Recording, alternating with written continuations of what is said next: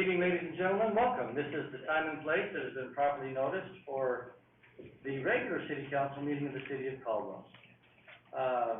We would like to welcome all of you this evening and hope your time with us was of value. This evening we will begin with I'm sorry, I just hit the wrong button. So with an invitation offered by Pastor Eddie Hancock of the Crosspoint Church. Is Eddie here? If not, how about Pastor Porter? Would you begin this evening with an invocation? If you'd all please rise for the invocation and then remain standing for the Pledge of Allegiance. Our Heavenly Father, we're thankful for this moment in tonight's agenda where we pause, pray, give thanks, we reflect, and again, Father, it comes to mind how great a city we have to live in. We're so thankful for the leadership and the selfless hours that have been contributed on our behalf to citizens. God, we would ask for wisdom and clarity tonight, Father, that the agenda would move along swiftly and people would be home with their families soon. We thank you for what's being accomplished in our city, for the many hours of dedicated service of its employees. Father, what a wonderful place to live. We can't imagine any place else. And for this, we give you thanks. We pray this in Jesus' name. Amen. Amen.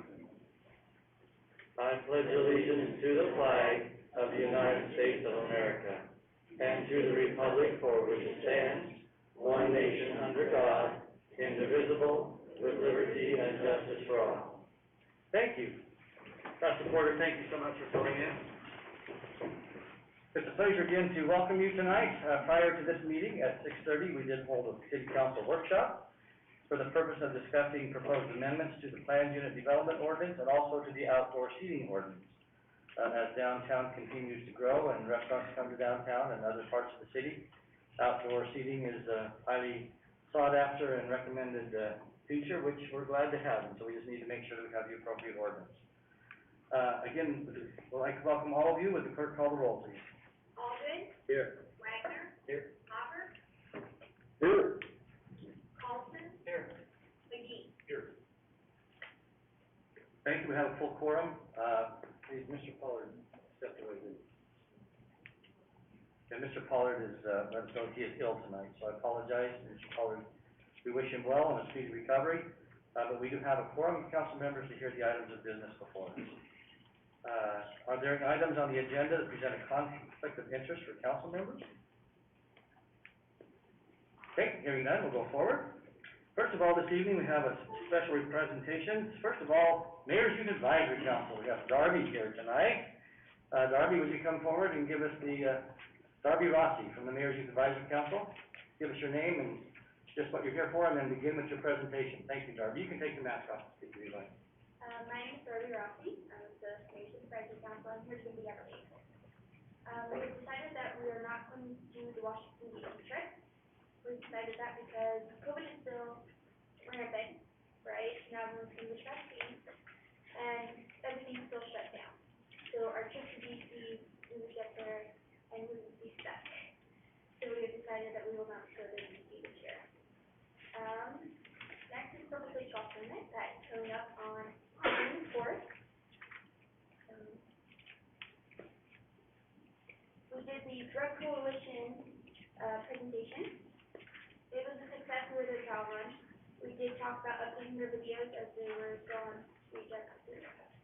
So, but it was a success, and we suggested that they should go travel around schools.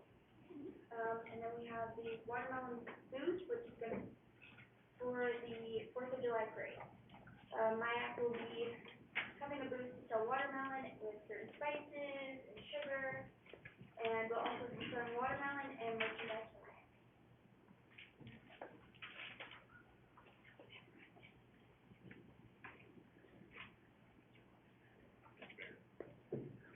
Just fine. I'm sorry, ma'am. Madam Chair, or Madam, you're on the executive committee. So, tell us a little bit about what you do individually. You gave us a lovely report, but tell us a little bit about your responsibility as a member of the executive committee. Would you do that? I am the recruitment officer. It is been a difficult year for my job, as I'm not allowed to go travel to schools, and I can't hand out things. So this year, we did not have a big group as we normally do. But that is why we're talking about merchandising during parades and other stuff. We'll also be setting up a sort of booth at the schools, or we're gonna try it, to set up booths to tell kids of this neat opportunity that presents to them during, open schools. Like when we go get their, schedules for next year, we're gonna try to see some dedicated time. And so we have about 12 or 13 members this year, but they've been coming so regularly in every meeting. We also have another event coming up. Can you tell us a little bit about the Community Pride Day that's coming up on April 24th? It's open to anyone, not just MIAC. We are going to do community service such as weeding, trash pickup. We're also gonna, if there's any graffiti, we'll clean over the graffiti and wash it off. We're just trying to get back to the community. And so anybody can come to that, right? Anyone. It's open to the public, and that's at 8:30 in the morning, right, at the city? 8:30 to 12. Yep, at City Hall, and that's an opportunity. We do things like, plant flowers, I understand that it is rare, but there is some graffiti that we have to paint over. Yes. I know that the Parks Department is working on some projects that they wanna have, some help with, so. And then we also use that opportunity for, code enforcement that may have some homes of seniors that are having difficulty with, debris or things, they just need help. And so our code enforcement department also usually lines up a home or two where we can go help, somebody who may not be able to physically do it themselves, maybe mow a lawn or, do some cleanup around their house, and so that's something that's available as well. All right, wonderful group this year, we're very pleased with what they've done. Darby, would you tell us where you go to school and what year you are? I go to Valley View High School. I am a junior this year, so I have one more year with this lovely man over here.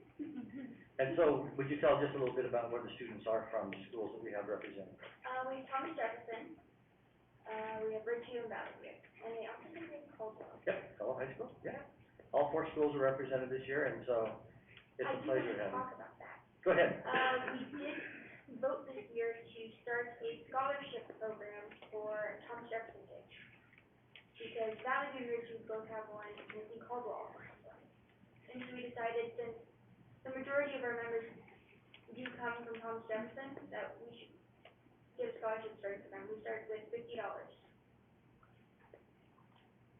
We also have a scholarship for, Caldwell High School and Valley View High School. This started way back when, around 1999, I think, is when we first started it. We started it with a $200 scholarship, and it has now grown to well over a $2,000 scholarship at both Caldwell and Valley View.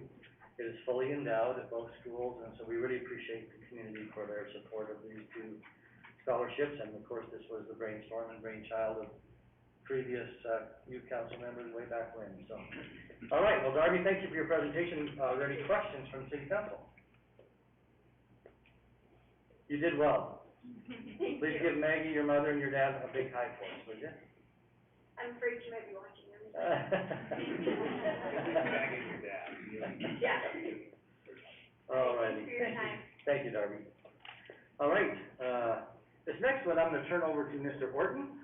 I will make a brief comment, but Mr. Orton will handle most of this, as he is the chair of the Traffic Commission. But tonight we have the privilege of honoring a gentleman who has given a lot of his time volunteering, to serve on this board and commission, but he's also, he and his wife are so involved in the community, and they used to be just regular members. Every city council meeting, if they weren't here, it wasn't city council. Time changes. Time changes. But I'd like to turn this time over to Brent to acknowledge the service of Mr. Henry Buss. Thank you, Mr. Mayor, members of council. Many years ago, I think 6 years ago, the city council modified city code and added an at-large citizen member to the traffic commission. The traffic commission deals with concerns about intersection problems, traffic safety issues, and they hear a lot of things and have several get ideas from citizens. It's, the police chief or his designee, the fire chief, the city engineer, the street superintendent, the planning and zoning director, and the public works director are part of that committee, and it's Henry has been, he has served in that for 2 terms, so 2 3-year terms. Our very first at-large member of the Traffic Commission, and Henry's always had great insights to share, good ideas, and always been a very enjoyable, pleasant part of the commission. So I just want to invite him to come up here with his wonderful wife Ida, and let us give him this plaque and thank them in front of everybody, in the most embarrassing manner possible. You're welcome, thank you. I appreciate it, often do. If I may say some words. Please. I originally planned to come to express support to local police, and I handed you people copies of a magazine that deals with that issue. About 55 years ago, a friend and I went to the mayor at that time, whom I don't remember, and it was, anyhow, I didn't realize that the picture was being taken at the time, but it ended up in the fresh bed, and my mom cut that out, and it's still around somewhere. Thank you. Henry and Ida, thank you so much for your service.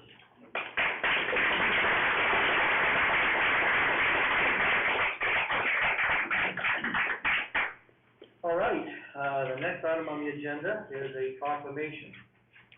This is known as, let's see, make sure I get the right one here. This is Sexual Assault Awareness Month, and obviously this is something that is an important issue, but an unfortunate issue, and something that we need to make sure that the community is aware of, and that there are places to go if that should happen. I want to thank personally Kim Dugan and all the folks who provide services through Advocates Against Family Violence and Hope's Door. That is really the only place in Caldwell that really offers that service specifically. I know that every year they serve hundreds and hundreds of victims. And without that ability, without that facility, I'm not sure where these victims would go. They work very closely also with other entities in the community to make sure that services can be provided. And then they've also gone to the point now where they provide temporary housing, but also can transition into permanent housing, which is really a big deal for these victims to be able to have a place to go where they're safe. And then they also get a hand up, and that is so important in establishing, reestablishing dignity and pride, and helping them become confident in themselves again, having the strength to move on. That's a big deal, and it's hard. And so I see Kim here in the audience, and so I would just like to tell you and your staff, thank you so very much for what you do for this community, and I'm assuming that I'm going to present this to you in just a moment, but I would like to read this proclamation if I may. Whereas every 73 seconds another American is sexually assaulted, and whereas sexual violence is a serious and complex public health problem, and whereas 94% of sexual assault victims experience symptoms of post-traumatic stress disorder during the 2 weeks following, whereas only 230 out of every 1,000 sexual assaults are reported to police, and whereas by promoting social norms that protect against violence, teaching skills to prevent sexual assault, providing opportunities to empower women and girls, we can create protective environments to support survivors and hold offenders accountable. Now therefore I, Garrett Nancolas, Mayor of the City of Caldwell, on behalf of the Mayor and City Council, do proclaim April 2021 as Sexual Assault Awareness Month in the City of Caldwell, and urge all citizens to become a part of community effort to make sure our community is safe. Kim, if you'd like to come forward, I'll give you this proclamation, and then certainly you can make whatever remarks you want.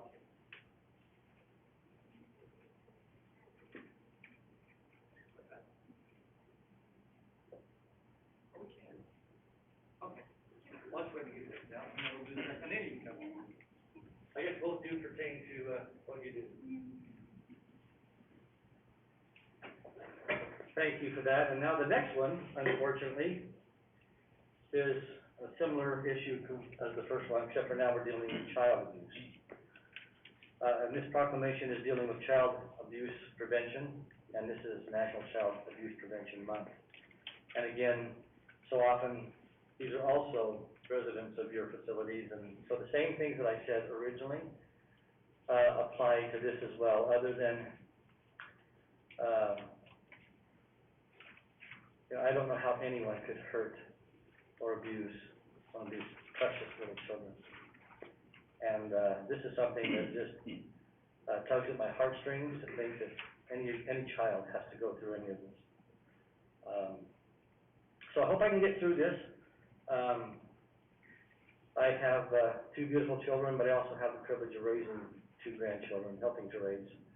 I have a 17-year-old that we've had since she was 3, and a 10-year-old that we've had since she was born. And so they're at home right now, and actually I'm missing the older one's choir concert tonight. I wish I could have been there. Anyway, it's hard for me to even realize how many children are physically and sexually abused, mentally abused, and so it needs to come to a stop. Whereas in 2019, 3.5 million reports were made to Child Protective Services.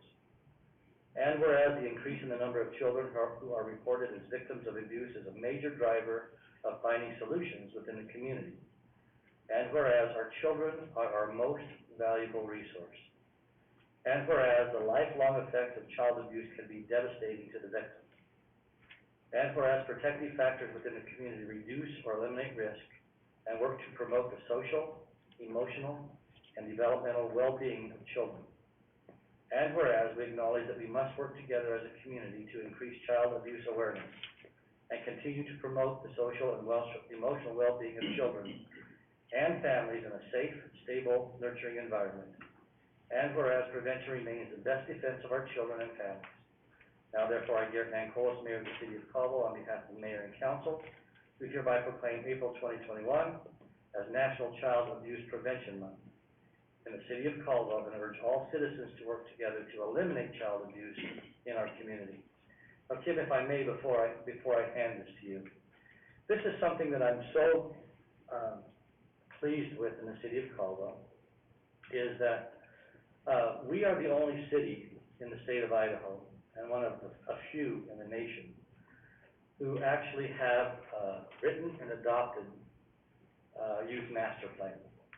And in that master plan, it talks about safety, education, bullying, safe environment, walkability, graduating from high school, going on. And there's several different things that are contained in there. We adopted that document many, many years ago. This wonderful city council worked with our local schools, with the college, with our business community, with the medical community, with Polk Store, and several partners, and wrote this master plan, and the city has been following that since its adoption, I think in 2011?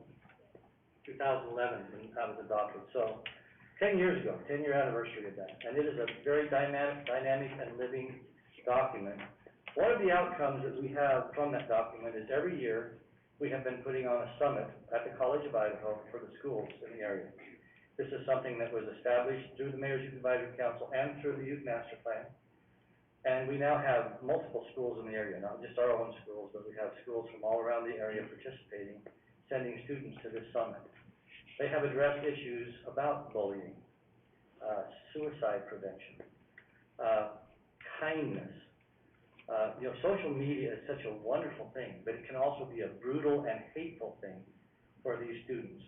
So moms and dads, know the passwords on their phones, you know. I mean, this is something you need to be aware of, grandmas and grandpas, whoever, because there's all kinds of things that are wonderful on the internet, but there's all kinds of bad things. And one of the things we've learned is how much bullying and how much inappropriate things go on the internet, you know, through your phone. You have access at your fingertips, Snapchat, things that are sending, you know, horrible, nasty things, they disappear. So just be aware of that. And these are things that the youth are telling us through these summits and through this youth master plan. And of course, this is all in association with trying to prevent child abuse, because it doesn't just happen at home.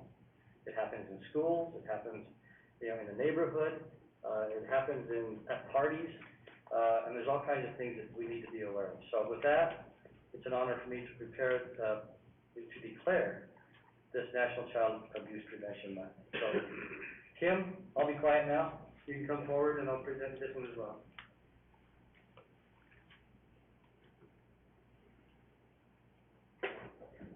There you go, my dear. Thank you. Thank you. And please, if you'd like to say a few words. Thank you, Mayor, and council members, and especially Mayor. I've been able to work with you over the course of the last 9-10 years, on the Mayor's Youth Advisory Plan, and we were an active part of that, and we were so grateful to be a part of that, and so thank you for including us in that. But when you walked in tonight, there's a pinwheel garden out there, and when you look at the pinwheels, just like, oh, those are cute, what are those for? Well, that's the symbol for Child Abuse Prevention Month, because they denote playfulness and the joy of being a child, but unfortunately that isn't the case for every child in our nation, and especially now with COVID, and they've been trapped at home, and we've seen a huge increase the last few weeks in the reports of abuse, and now that they're back in school, they're able to report it, and so we're busier than we've ever been, which is really sad, but at least they're getting the help and assistance that they need, and this past year, we had 72 children in our shelter program alone, and that was down from years before because of COVID not allowing them to be into our shelter for safety either. So we're kind of excited that COVID's on the mend, and we're able to get the little ones in our shelter again to give them the help that they need. And then Sexual Assault Awareness Month, I went on the jail roster today and I looked, and currently there are 30 individuals incarcerated today for charges related to sexual assault. Of those 30, 23 were with children.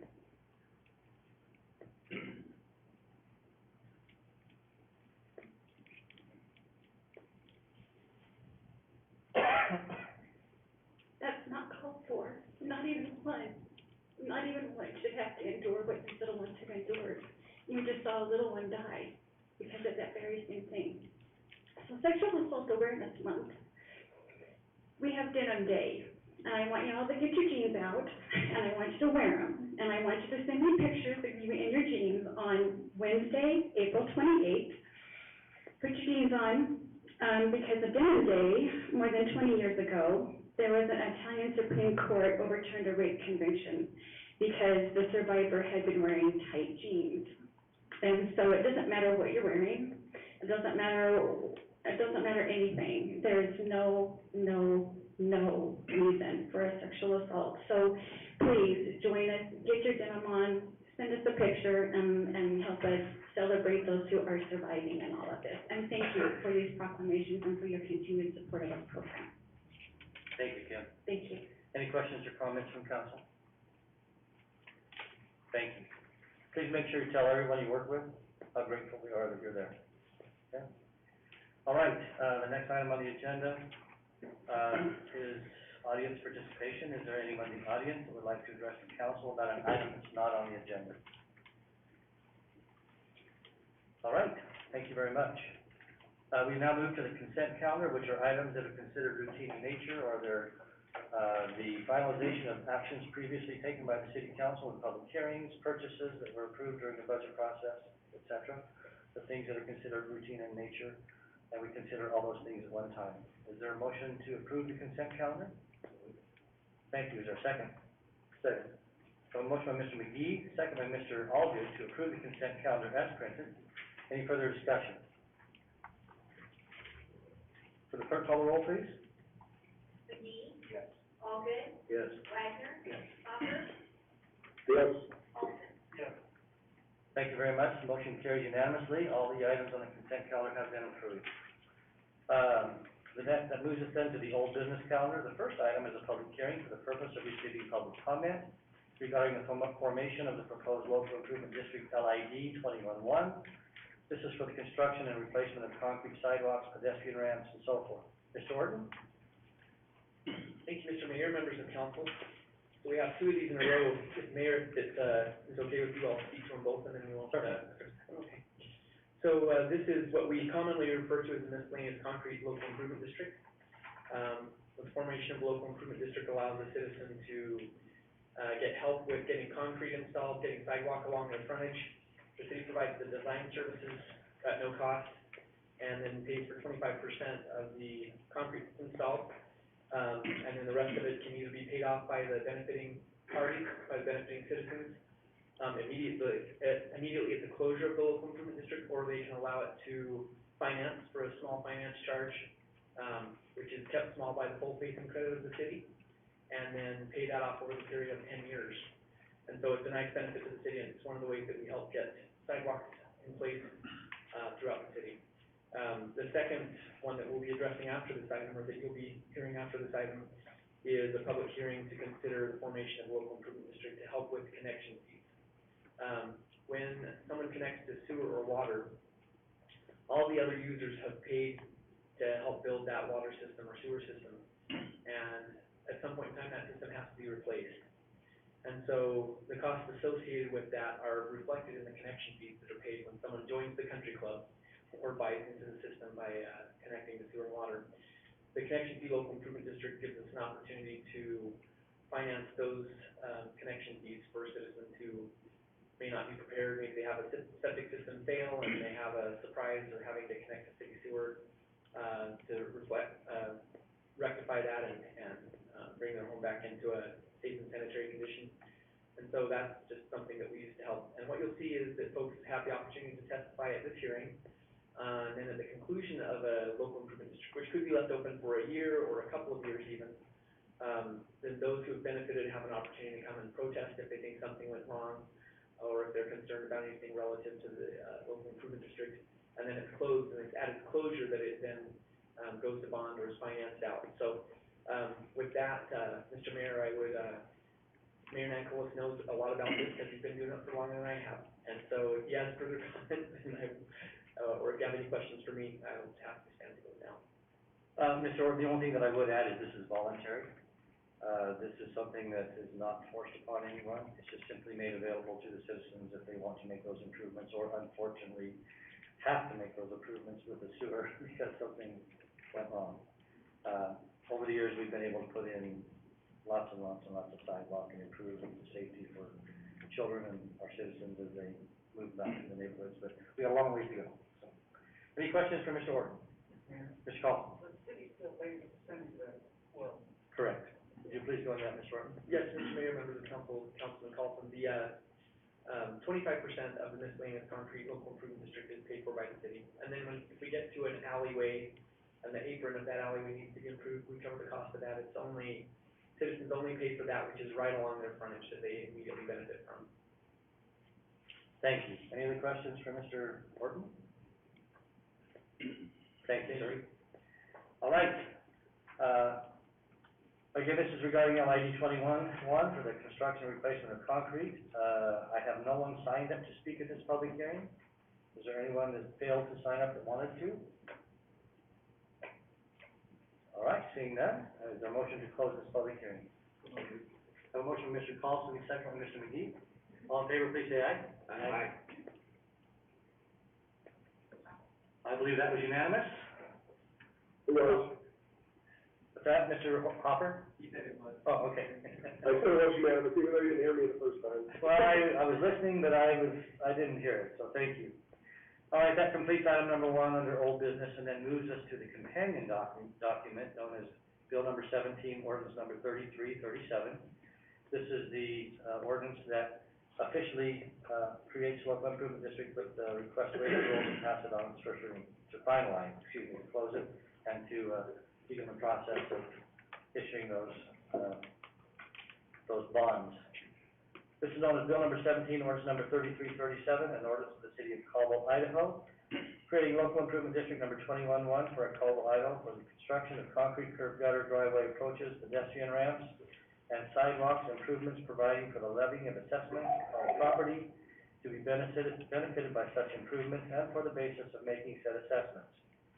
Setting forth the properties to be included in said district, providing the making of the assessment roll, and then authorizing the publication of a call for construction bids.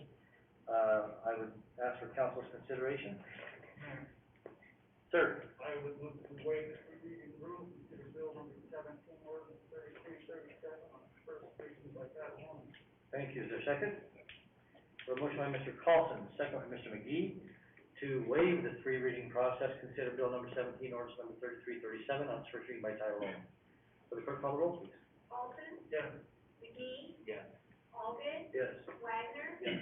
Hopper. Yes. Thank you very much. The rules have been suspended. Mr. Mayor, I will sponsor bill number 17, ordinance 3337, move for its passage. Thank you. Second? Second. I have a motion by Mr. Carlson, second by Mr. Allgood, to sponsor bill number 17, ordinance number 3337, move for its passage on its first reading by title only. And I don't believe there's a summary for publication, so, okay. Thank you. Would the clerk call the roll, please? Alton. Yes. McGee. Yes. Alden. Yes. Wagner. Yes. Hopper. Yes. Thank you very much. Bill number 17, ordinance number 3337 has been passed on its first reading by title only. So, that moves us to item number 3 under old business. Again, Mr. Orton, gave us an idea what this is. This is the same action other than an LID for utility extensions and connection fees in the city of Caldwell. This is also voluntary. I will declare this public hearing open. And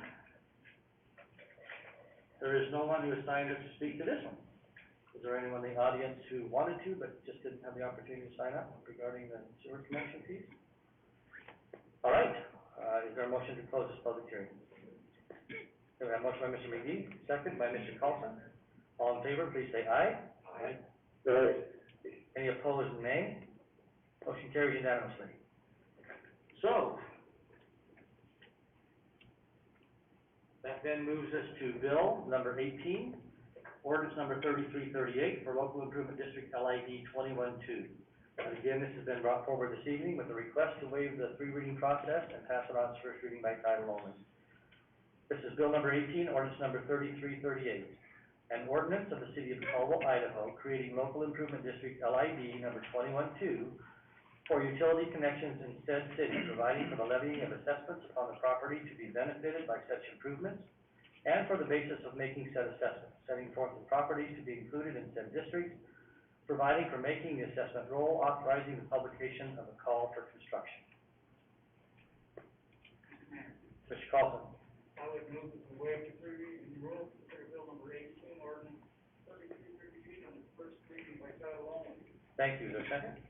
I have a motion by Mr. Carlson, second by Mr. McGee, to waive the three reading process, consider bill number 18, ordinance number 3338 on its first reading by title only. Will the clerk call the roll, please? Alton. Yes. McGee. Yes. Alden. Yes. Wagner. Hopper. Yes. Thank you. Mr. Mayor, I will sponsor bill number 18, ordinance 3338, move for its passage. Thank you. Is there a second? Second. I have a motion by Mr. Carlson, second by Mr. McGee, to sponsor bill number 18, ordinance number 3338, move for its passage on its first reading by title only. Will the clerk call the roll, please? Alton. Yes. McGee. Yes. Alden. Yes. Wagner. Yes. Hopper. Yes. Thank you very much. This bill has been passed unanimously by the Caldwell City Council. All right, that completes all the old business for this evening and moves us to the new business calendar. There are 3 public hearings tonight that are quasi-judicial, so I shall explain how those are to be held. If any of you are here to speak to those this evening, the clerk will swear you in here in just a moment. So if you have signed up to speak at item number 1, item number 3, or item number 4, in a moment I'll please ask you to stand and the clerk will swear you in. The quasi-judicial public hearing is held as follows. We first open the public hearing and then ask the staff to make the presentation regarding the request. Once the staff has made their presentation, then we move into the public testimony portion of the hearing. We ask the applicant or their representative to first present, and then those who have signed up in favor of the request. Then those who have signed up, and after that, then those who have signed up with questions or are neutral, and then those who have signed up in opposition, and always will do that in the order in which they have signed up to speak. We also then move into that's going on, at the end of that, the applicant is allowed to make rebuttal testimony. I apologize. Once all the testimony is given, during that time, the City attorney and I keep track of an evidence list, and if there are items introduced in the public testimony portion of the hearing, I will label those for the record. Then we will begin the decision-making process by first approving the evidence list. City council will then render a comprehensive plan analysis if appropriate. And then also they will move forward with then, findings of fact, conclusions of law, and then render an order of decision based upon the testimony and evidence and, of course, the findings of fact and conclusions of law. So that's kind of how the process works. City council can certainly, move forward with the decision-making process if they choose to. If they want more information or if something is unclear, they may continue the public hearing to another time and date certain to ask for more information if that's what they deem necessary to make a good decision. But if they do move forward with the decision, then the public hearing is closed, which then there is an appeal process. Obviously, and sometimes in a public hearing, there are those that want the request to happen and those that don't. If you are not in agreement, or if you think there's something wrong in the way the process works, you have the opportunity to appeal that. There's a 28-day appeal period, and that appeal, I believe, goes first for, maybe for reconsideration, depending on the circumstance, and then next would be to district court. So during that appeal period, just like tonight, prior to the meeting, city council members and myself, unfortunately, we can't talk to you about the decision for that period of time, just to make sure that the rules of procedure for quasi-judicial hearings are upheld. And then once the time is up for appeal, then, of course, if you have questions, you can certainly ask any council member or myself. During that time, staff is always available for any questions that you may need to have answered. Any questions on the process? All right. If you have signed up to speak at 1, 3, or 4 under new business, would you please rise, raise your right hand, and the clerk will swear you in. Do you swear affirm that the testimony you provide tonight is the truth, the whole truth, and nothing but the truth? I do. Thank you. You may be seated. All right, thank you. As you come forward tonight and we call your name, if you would please give us your name, your address, and then acknowledge that you have been sworn in so that we can get that on the record. All right. So the first item tonight is an action item, public hearing, quasi-judicial case, ANN 2009 PUD 20P-04. A request by Riley Planning Services on behalf of Tanner Layton, triple dot development for annexation of 20.25 acres with a designation of R1, low density residential, and planned unit development PUD with a preliminary plat for El Monterey subdivision with 122 residential units consisting of 10 multifamily lots, which are 76 units, 19 townhomes, 27 single-family residential lots, and 8 common lots. This is the requested before us this evening tonight, and I will ask staff to make the presentation.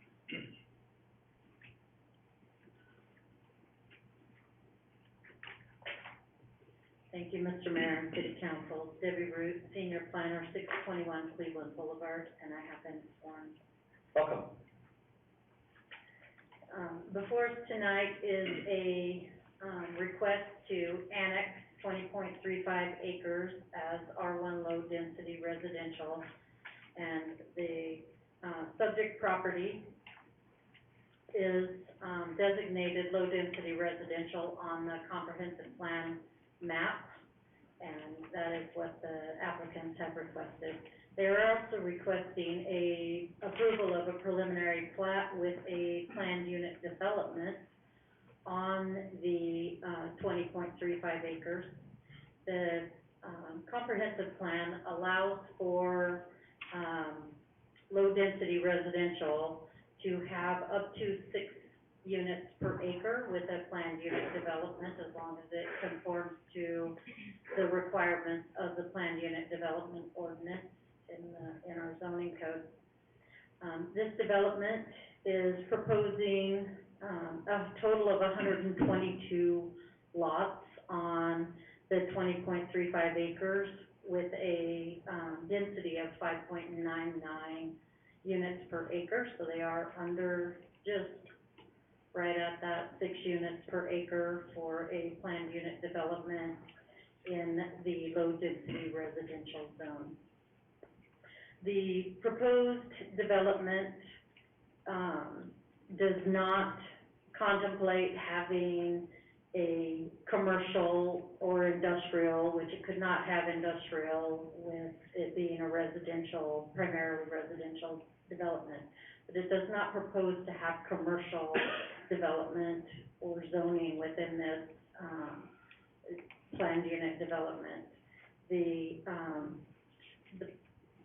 planning of this development proposes that there be single-family units adjacent to the existing single-family units that are on the site, and then also adjacent to the school, and those are lots consistent with the low-density residential zone. Those would be meet the dimensional standards for the, residential zone of 8,000 square feet, and so, and then they're also proposing all of the actual units that are in this, development, including the multifamily units, are essentially single-family, you know, kind of apartment or townhome. They're similar to a townhome, but they're not being divided, those multifamily units are not being divided into individual lots, but, each unit, 8-plex and 12-plex is on its own individual lot, but each unit will be provided its own yard space. And then the common open space is available to serve the entire development. They've provided for pathways. They will be providing, covering the drain that is on the north end of the development and providing pathways. The city is proposing a, public park to the east of this development, north of the school, and they have, revised their preliminary plat to show a pathway that's going to connect to that park, as well as pathways that connect to the existing school pathway. We advised the applicants that they had to have permission from the school district to actually provide that pathway connection, and the school district provided an email back indicating that they were looking forward to having those discussions and looking forward to working with the development to provide some connectivity there, which is a good thing. There's also, they've provided a traffic circle, which meets one of the PUD amenities that are required.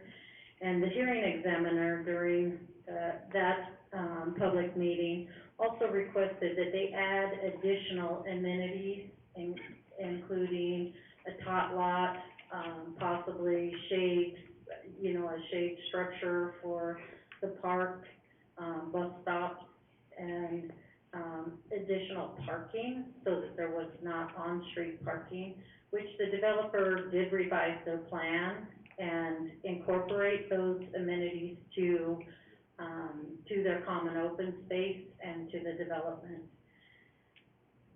This planned unit development is well thought. It's providing multi-uses and different lot sizes and opportunities for different income levels and housing opportunities for the citizens of Caldwell.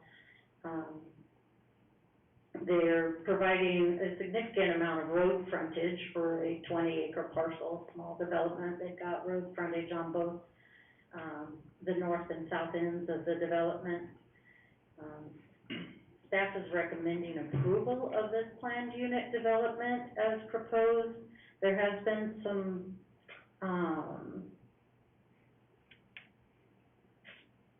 stated concerns from the development to the west regarding the multifamily units and some potential increase in traffic and other less tenable thoughts that they have regarding multifamily. But again, we believe this to be a well-planned, well-thought proposal for a low-density residential zone where it be adjacent to the Caldwell School District and as well as the Mosaics Mosaics private school on the north end as well. So Staff is recommending approval, and I'll stand for questions.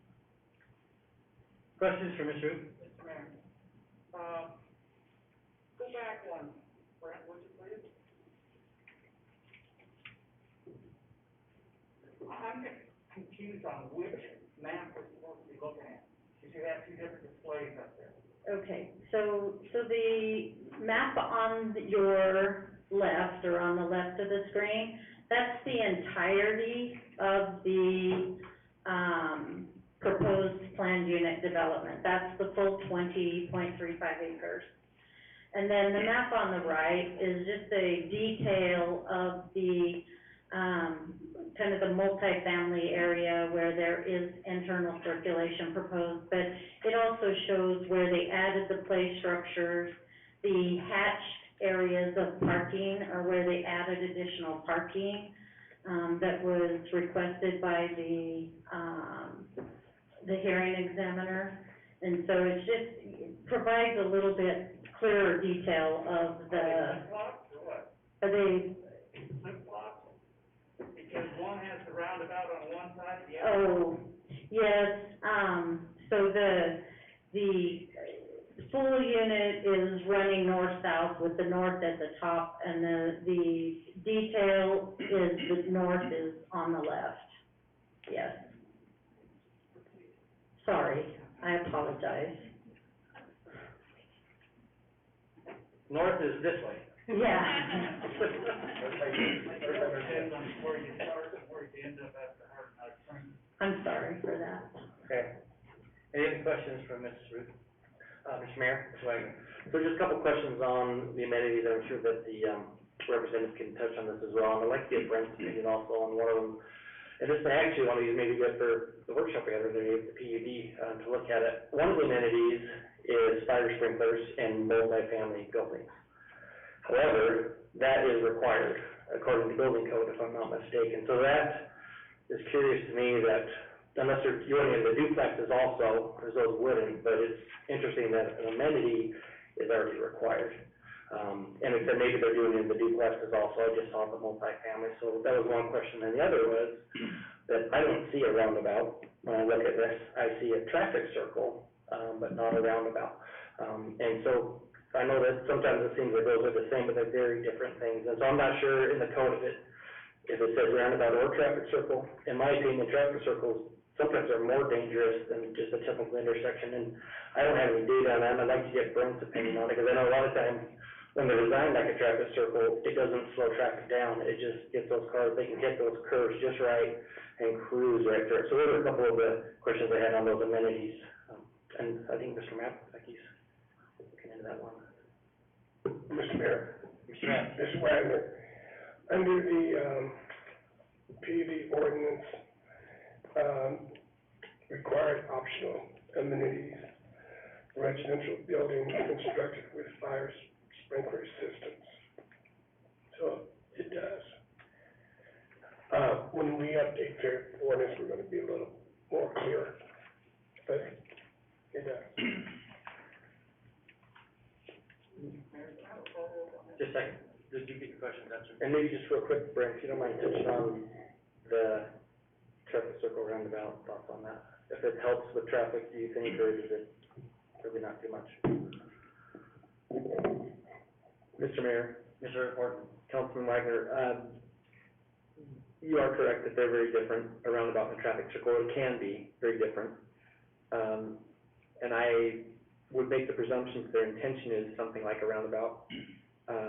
That's something that I do believe from past experience that we get a chance, we'll get a chance to review that with the improvement plans, and we'll help steer them towards a roundabout. The other thing I would say is even if it's not an ideal roundabout with the appropriate curves to slow them down and the deflection to get them so that there's, so they enter the roundabout on a tangent and all that, because of the fact that it's a low volume local road, it may not be a significant problem. So that's my 2 cents worth.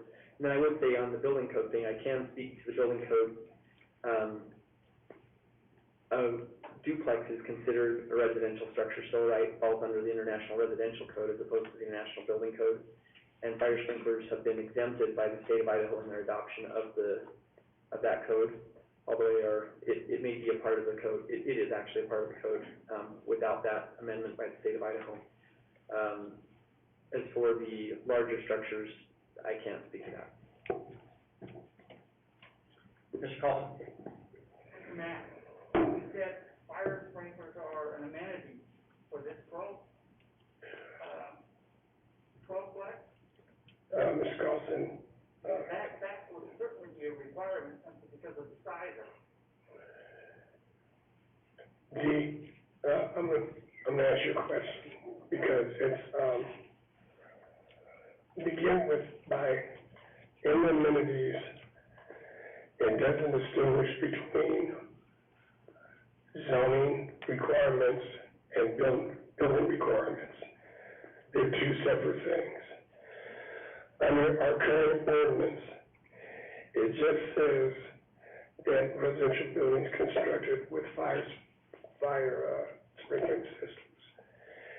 So, the code requires 4 amenities at a minimum. And so to answer the question as you phrased it, under the zoning ordinance, the PUD ordinance, residential buildings constructed with sprinkling systems is an amenity. So does that mean all residential, The way yes, all of them will be sprinkled, including that single family? that, it just says residential buildings constructed with sprinkler systems will be considered an amenity.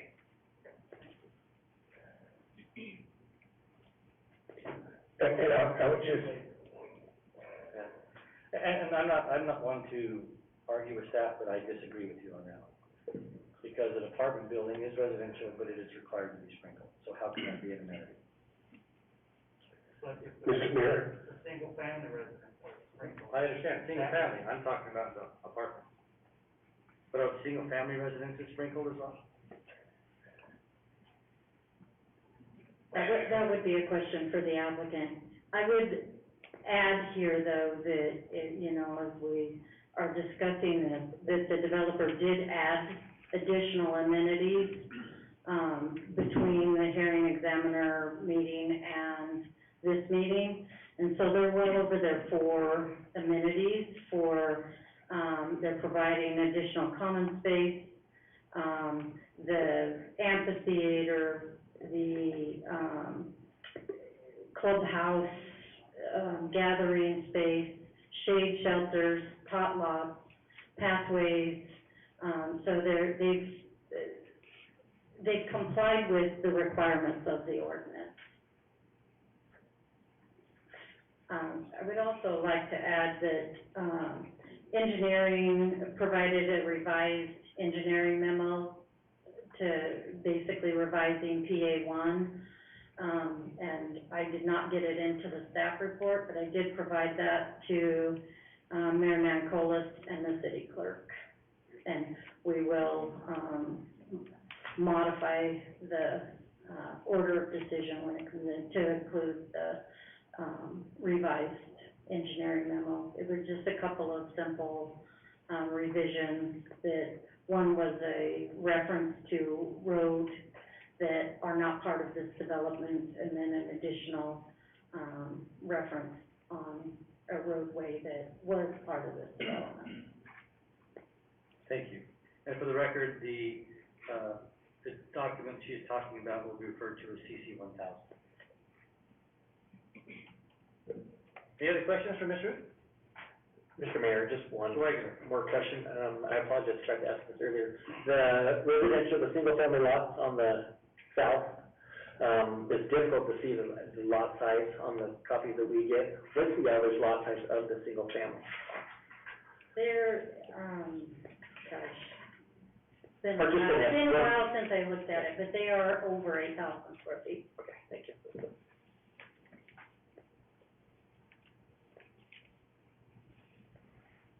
Thank you. Other questions for Ms. Ruth? Thank you. All right, Penelope Constantine.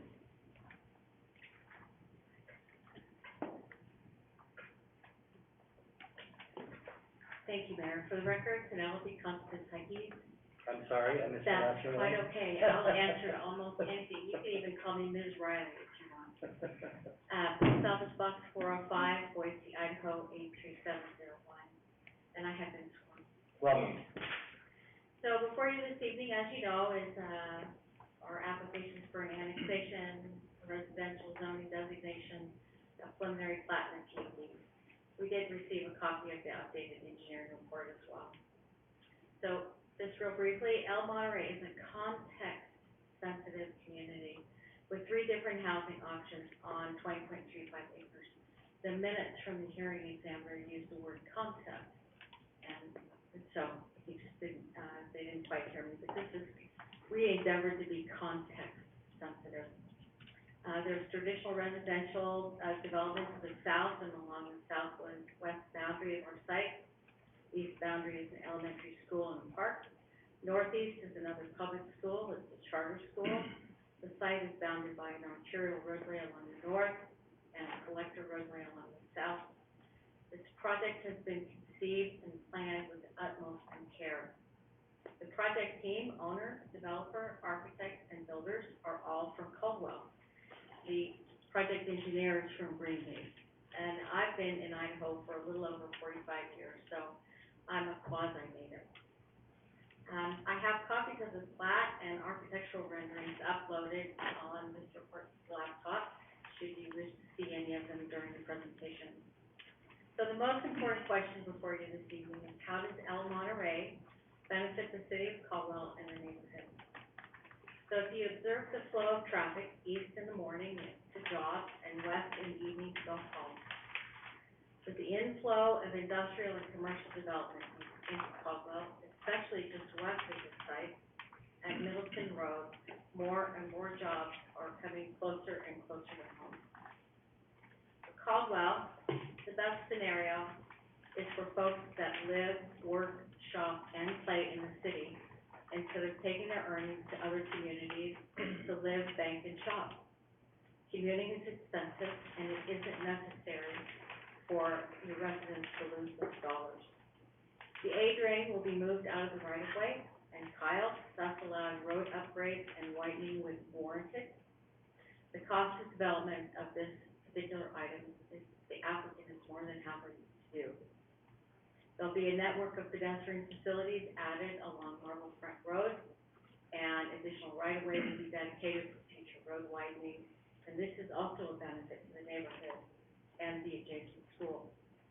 These are professionally and sensitively designed buildings with a high level of articulation. The community at El Monterey, we believe, raises the bar for mixed residential developments in Caldwell. This development is going to contribute to funding for upgrades at and near the intersection of Linden and Middleton Road. And in 2 words, quality housing that's aware of its context. Single family is next to single family, and the townhouses for purchase and lease are in the northern half of the site. New homes on single family lots will add value to the surrounding residents, not reduce their value. With regard to PUD requirements and how the project fits, if you would, Mr. Horton, show the site and context illustration.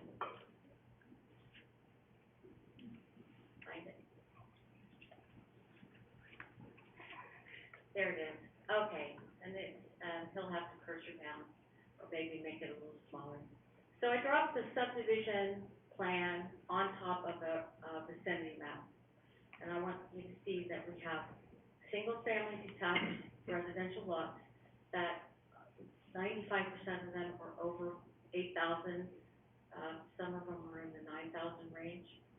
Those are adjacent to the homes that are on the south side of the road. We have single-family detached residential lots adjacent to the parcel on the west. All of the higher density residential activity is taking place in the northern half of the site. Let's see, what else do I want to say? So the premier amenity of this is in the center of the community, and it's that amphitheater. It has park setting. We have a covered picnic area. We have a student bus stop and a community building with a lovely veranda. There should be a file that says community building elevation.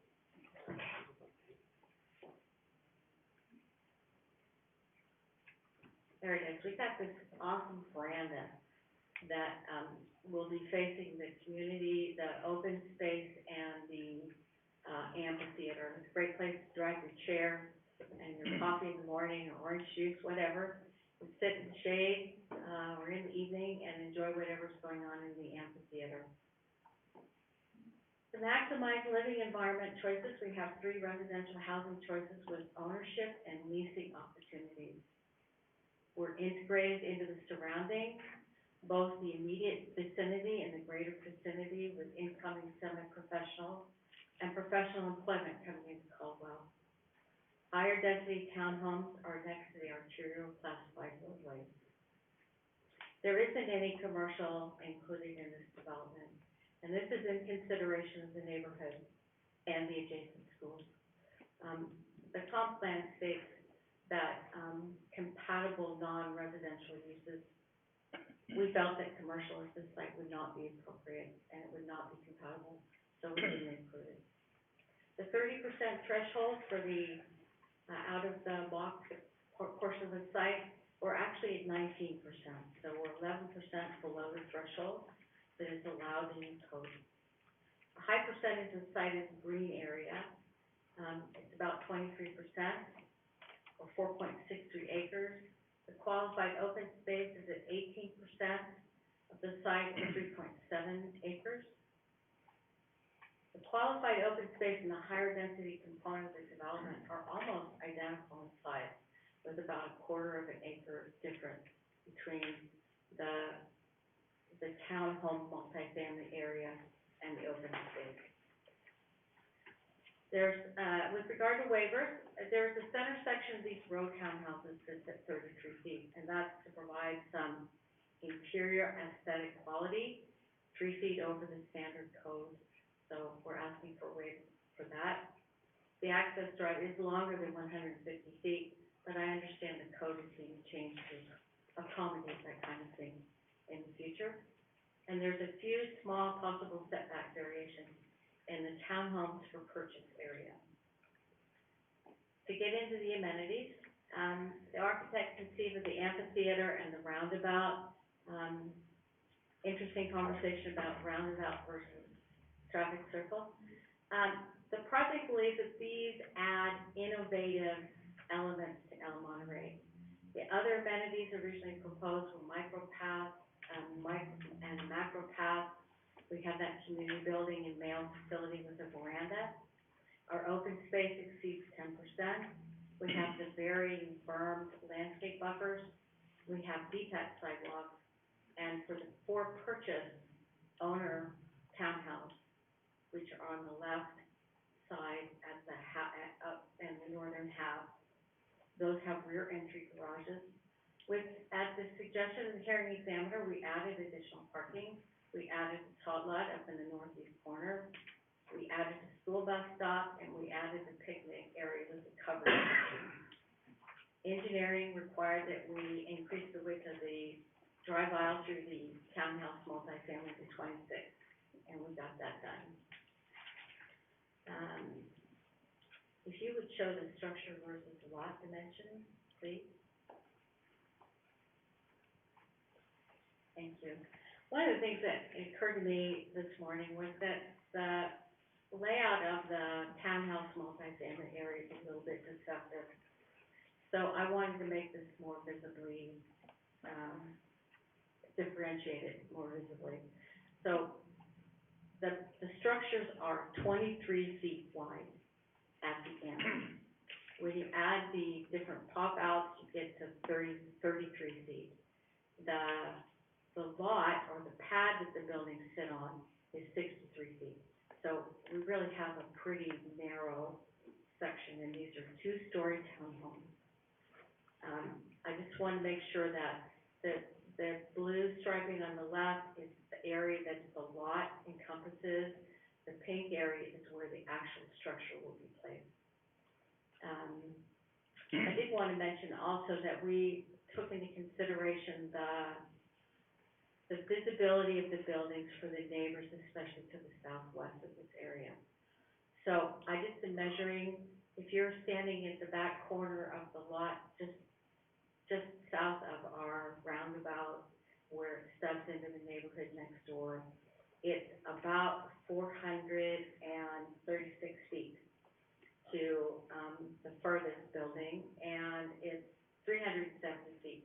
So there's 23 feet of structure, 370 feet away.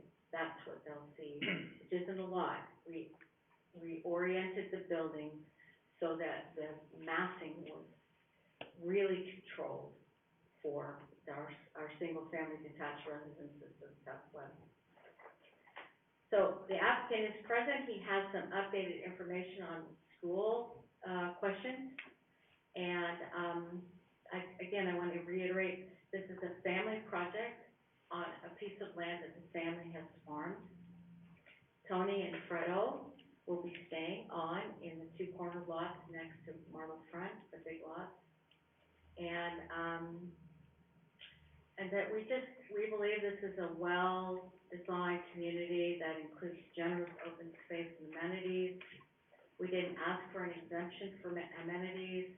The layout orients the structures to minimize the visual, although they are beautiful structures. We have pictures of them if you'd like to see. Why don't you pop up the 8 slide? I think it's listed there, but 8 is written out. There you go. So we have a lot of articulation, not only wall plane articulation, but roof plane articulation. And we have different sized buildings to keep things interesting. No consideration was intended as we worked through the project. The applicant and the project team, along with the builder and future residents, respectfully request your approval this evening. And with that, I'd be happy to answer any questions you have. Thank you. And for the record, the presentation by Penelope, Yes, that's just. so I don't mess up your last name, I apologize. No. Will be labeled CC 1001. Questions? Mr. McGee? Thank you. Sure. Oh, Mr. McGee and then Mr. Hopper, go ahead. Thank you. Thanks, Mayor. And Brent, could we go back to the overhead shot? Yeah. Could you, Brent, this is more a question for Brent than it is for Penelope. Brent, could you show me on that map where Penelope is talking about the distance, the 426 feet between? I can show you. Yeah, I just need to understand that on the map.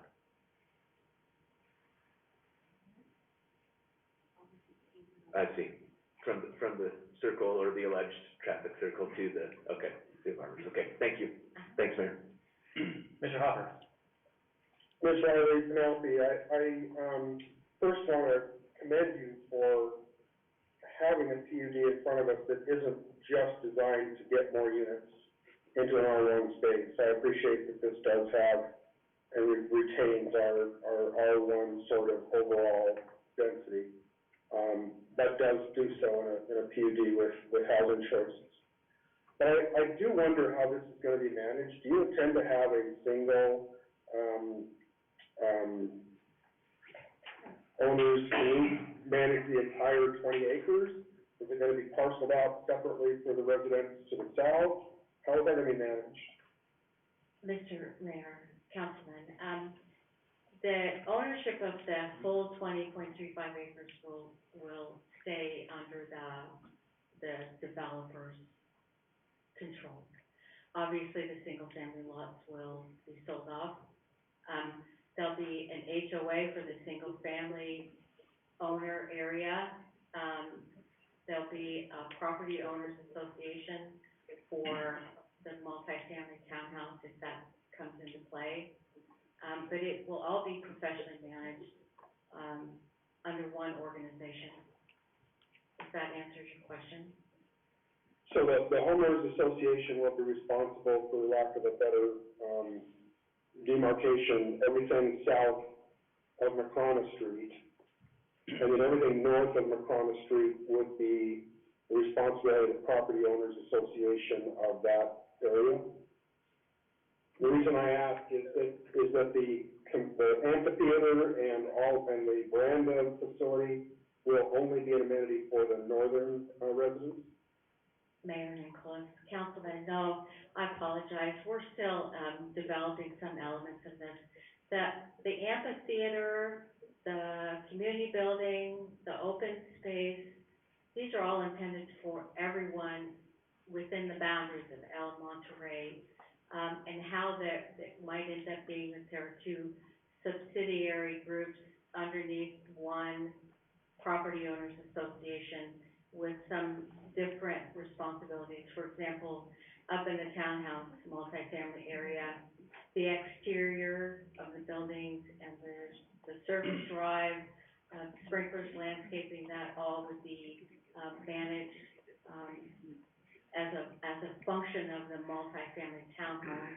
But, to be very clear with you, all the amenities will be available to all of the residents within El Monterey. Okay, thank you. Mr. Carlson?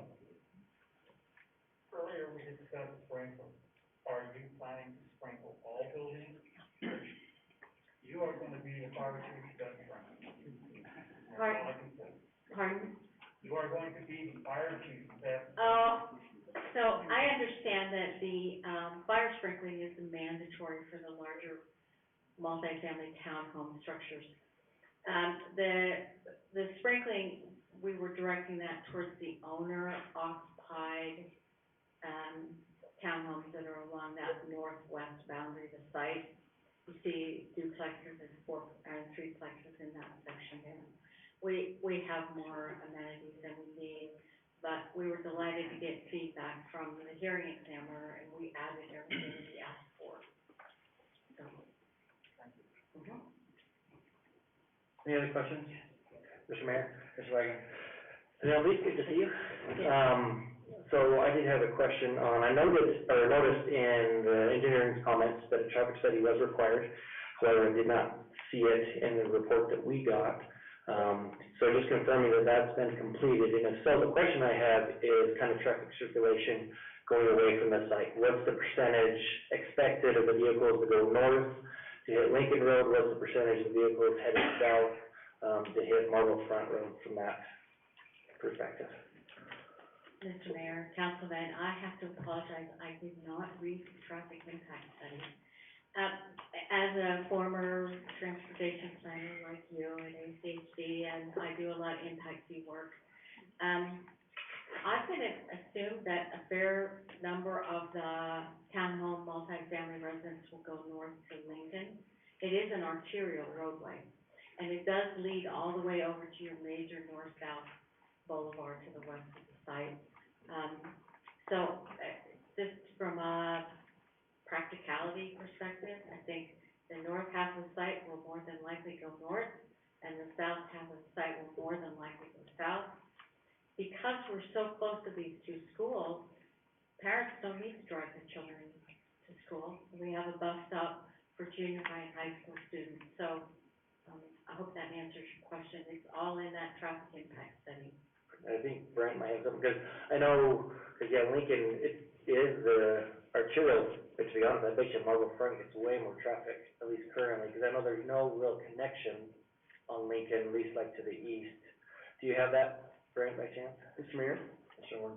Councilman Wagner, the traffic engineer, Chang Ream, who is a classmate of mine, by the way, at University of Idaho, he estimated that 5% would go west along Lincoln Road, 10% east of the side along Lincoln Road, 25% west of the side along Marble Front Road, 5% east of the side along Marble Front Road, and 55% south along Aviation Way was his estimate.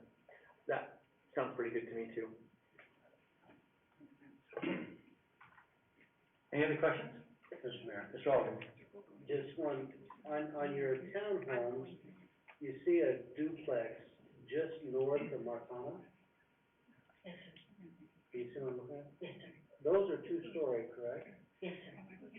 So is there a residence right across the fence from that two-story building? Mr. Mayor, Councilman, no, that's the stormwater retention lot immediately to the west. Okay, So there isn't a residence there, no. perfect, thank you. Mhm. Thank you. Any other questions? Mr. Mayor, I did have one more question. The phasing plan. So just a question on that. So from what I saw, the phasing plan has the, kind of the multifamily area to the north first, and then the single family, on the south second. So question that I have is, what guarantees, I guess, does the city have to make sure that it doesn't come in, do the multifamily, because that's probably where the majority of that kind of money's coming from, and then kind of the project fizzles out in that single family, which obviously we hope that comes, it's got some nice sized lots, it sounds like, I know Divya presented that, so I guess what assurances do we have to make sure that this will be completed all the way through, not just the multifamily on the north? Mr. Mayor, Councilman, I assumed that maybe a development agreement might be in the offing with this, which is fine. And the applicant / developer and his wife, Kelsey Kerman, will be building the single-family residential element, and Triple Dot will be doing the multifamily component. So, I'm sure that Tanner would be happy to address that for you. Thank you. One more, Mr. Mayor. Yes, Mr. Ogden. On the multifamily, will that be affordable or market rate, you know? I think it's Mayor, Councilman, I believe market rate. That's a relative concept. In Boise, I pay market rate, and it's $1,700 a month for a townhouse. So these probably won't be priced, quite like that. I did last night look online to try and find a townhouse for rent in the city of Caldwell, and I went to all the different websites. I couldn't find a darn thing. Yeah. And there's gonna be a variety of 1, 2, and 3 bedrooms in the townhome multifamily. So they're not all the most expensive. There'll be a variety of price points as well within this development. Okay, thank you. Mhm. Other questions? Thank you. Mr. Layton?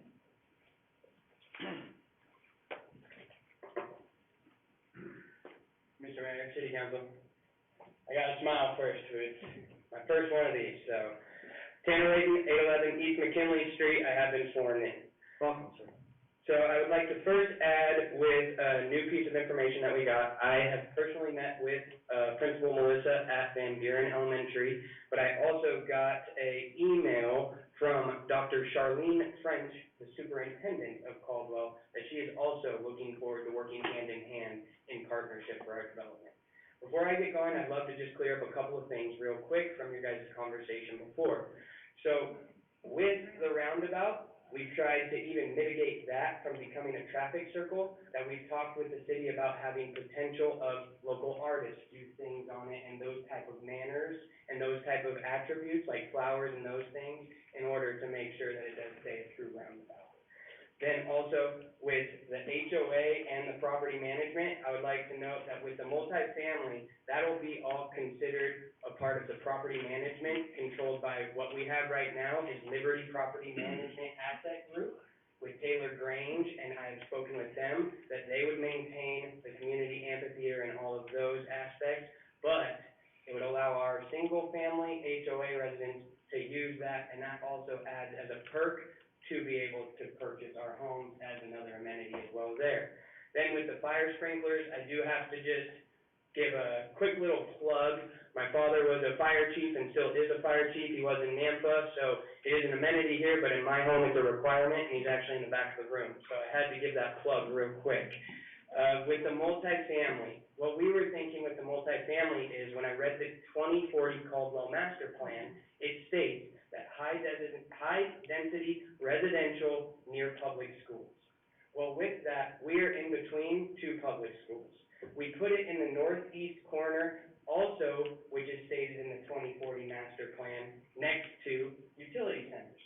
Also in that northeast corner, there is a brand new lift station.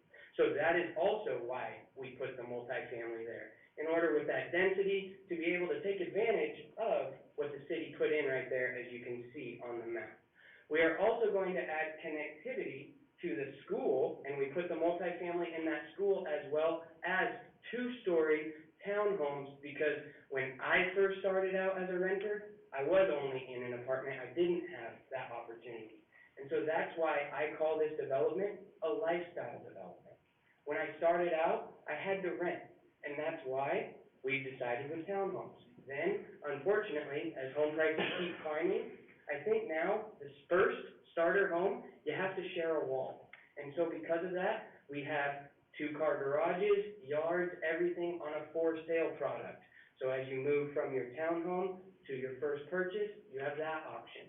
And then, as you move into your family home, you have our larger single-family lots. They're all north of 8,000 square feet.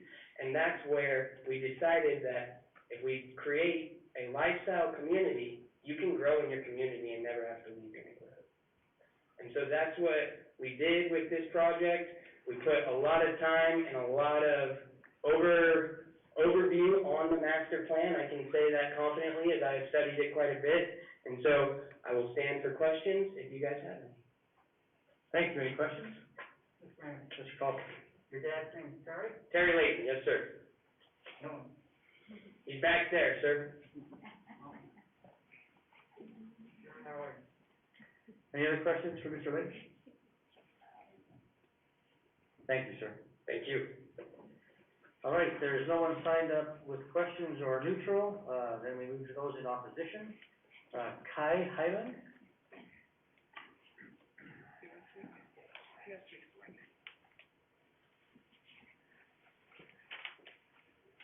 I have Robert Zorn, sir. Okay, would you please raise your right hand with the clerk swearing in? Do you swear from the testimony you provide tonight the truth, the whole truth, and nothing but the truth? Yes.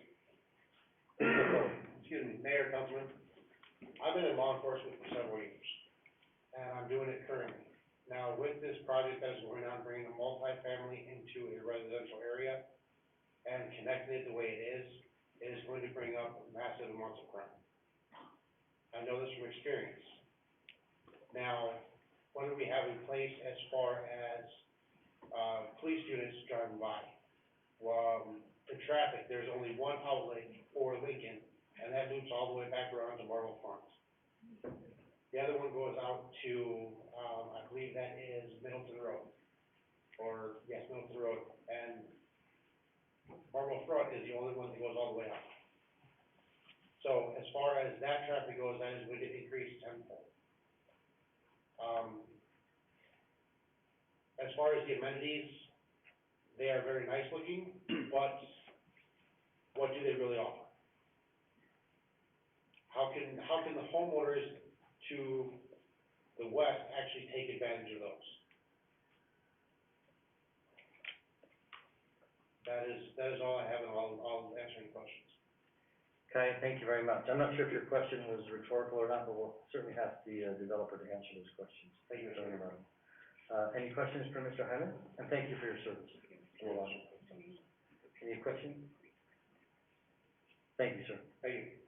Nicole Highland?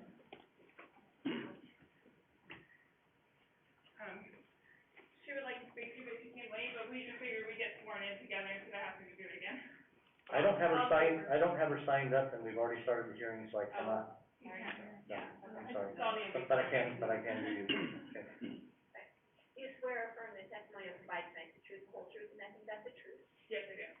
Now, if you want, you can go back and she can whisper in your ear, and she can tell you what she wanted to say. I pretty much know. Okay, all right. So, we are homeowners in the Marble Heights subdivision there to the west of this development. So, one of my big concerns, if we could get that green map that was put up with the two, there we go. Speaking of traffic circle, the outlet that goes to the west of that traffic circle goes directly onto our road on Danby Avenue. So it goes to Marcana, and then the outlet to Marble Front is our actual road of Danby Avenue. Our biggest concern, I'm not sure why our HOA president isn't here tonight, she said she was, but anyway, she spoke last time, and the biggest concern that we had was they're going to use that outlet down our road the entire time, because it is a shorter outlet to get to Marble Front than it is to go through all the new buildings that they're proposing. The new single-family homes that they're proposing. With that said, yes, Lincoln is a great avenue if you want to go to Middleton Road. And then, like like I said, they'd have to drive, the whole complex, the whole development would have to drive through the single family to get to Marble Front, or to use that traffic circle, which then, like I said, comes through our road. We do have a very nice 36 single family little subdivision there. I don't know exactly how much in Caldwell. There's actually owner occupied only subdivisions, but we are fortunate to have owner occupied only. We cannot rent. You have to be an owner to live there. And I can say, and I think Stephanie would agree with me, the biggest two concerns out of our whole subdivision of this development would be, first of all, would be the apartment/multifamily. None of us were happy about that. We are supportive of them developing. We knew it was going to be developed when we purchased the homes.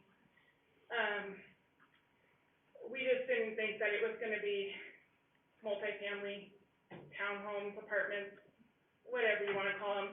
We just thought that that was going to hinder our view. When you're driving down, just before you hit at the end of our subdivision, when you're driving on the hill coming down, you see nothing but a beautiful view. And with that, now with this development, you will see nothing but apartments. Or, I'm sorry, multifamily units, townhomes, whatever. So that was one of the biggest concerns that I can say safely, probably about 33 out of 36 homes that are in our subdivision have a concern with. Quite frankly, the other two don't care. I did write a letter to the planning and zoning for this. I never got a response, so I don't know if they got it, so I'm just gonna mention it. I think that our subdivision, which is mainly affected by this development, probably would be, it'd be more advantageous for us to come to an agreement with the developers to cap off that entrance into our subdivision. As my husband said, as a law enforcement officer, he has seen crime, he knows crime. Growing up in all kinds of different venues across this country, or I'm sorry, just living in different areas of this country, I know apartments bring crime. You can call it whatever, you can make them look the greatest that you want. It will bring crime. And I think fairly, I think that we, being the subdivision mostly affected by this, have a genuine concern of that. And so I was proposing I was proposing to our HOA to see if we could come up with a plan to cap that roundabout off, to make it like a tri-circle-ish, so it doesn't get to if we can put a fence, our HOA, we can talk to our HOA about building a fence across there, just closing it off. We just don't want that road. If this development goes through, if this development is they're gonna put multiplexes, fine. But let's come to an agreement, let's come to some compromise, and let's cap off that road so that they cannot use our main road, as entrance and, exit to their complex. It is a very, we have a beautiful road, so there's enough to park on the street and still have traffic. It's not that congested. But because we have 36 homes there that just basically do a loop around, we just don't want the traffic getting caught not knowing. There's no outlet signs, nothing that says no outlet. So if you get traffic that gets stuck and thinks they're going to the apartment complexes or the new development, and they go left, they will run into a circle.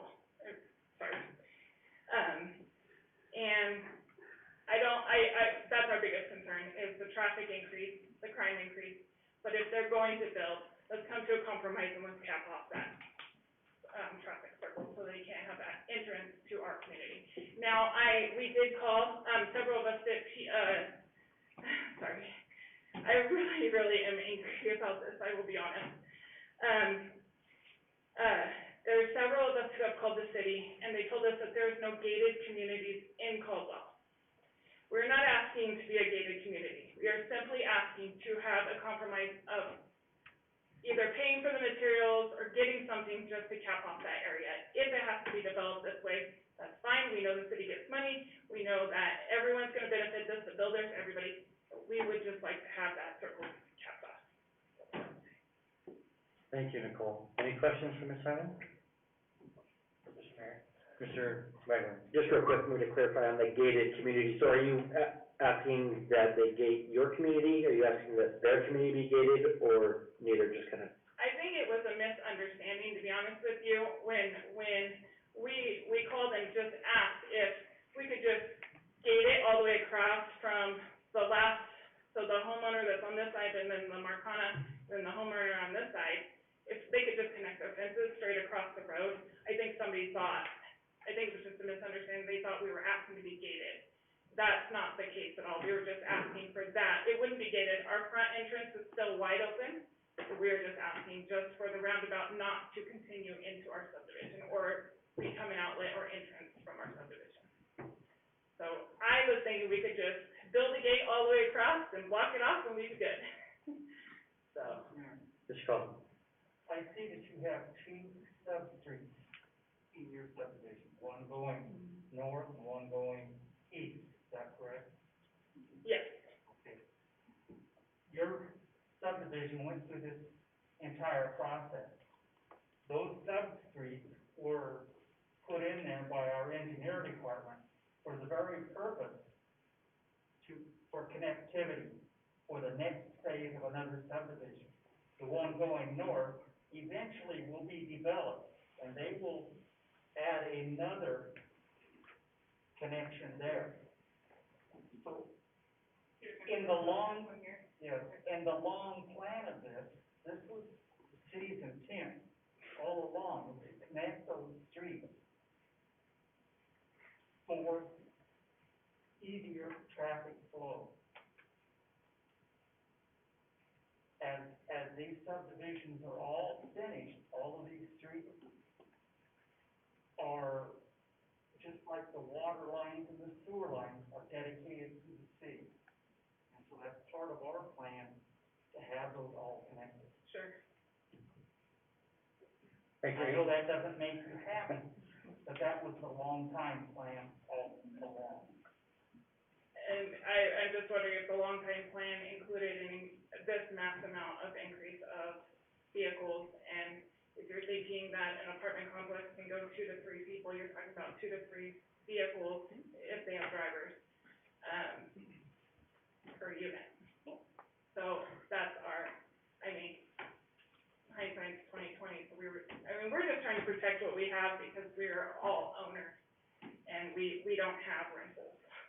So, and I think it's just, it needs to be said. I don't think it's just fair that they can come in. I understand the city already did it, and we weren't told, and I will be honest with you, when you buy a home, you're not exactly told about easements all the way through and future developments and this, because actually, quite honestly, when we bought the house, they told us that, the old, quote, the old man was never going to sell.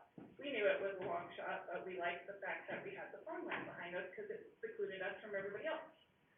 So, just a high density, we felt high density, and we were just asking for, it is a very well thought out plan, I do agree with them on that. I just think that this is one of the things that has been a complaint from the beginning of their proposal, when they met with the homeowners in the street at the school, and that was one of the things that came up was, why do you have to use our street with that roundabout? So, it is a concern, I thought I'd put it out there. I just have to say, I live on a street that within 2 blocks of me, there's 5 different multifamily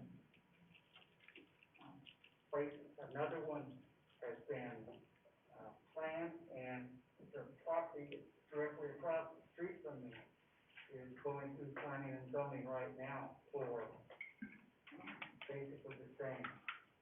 I have not seen an increase in crime in my neighborhood. Not to say that there hasn't been some, but I see quite a few police officers coming here and there driving through, so. Yeah, we do, we constantly have drive-throughs that we request for our little subdivision, just because there has been already an increase.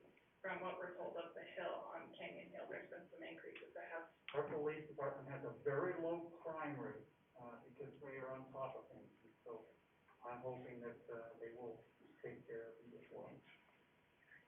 Thank you. Any other questions for Nicole? Thank you.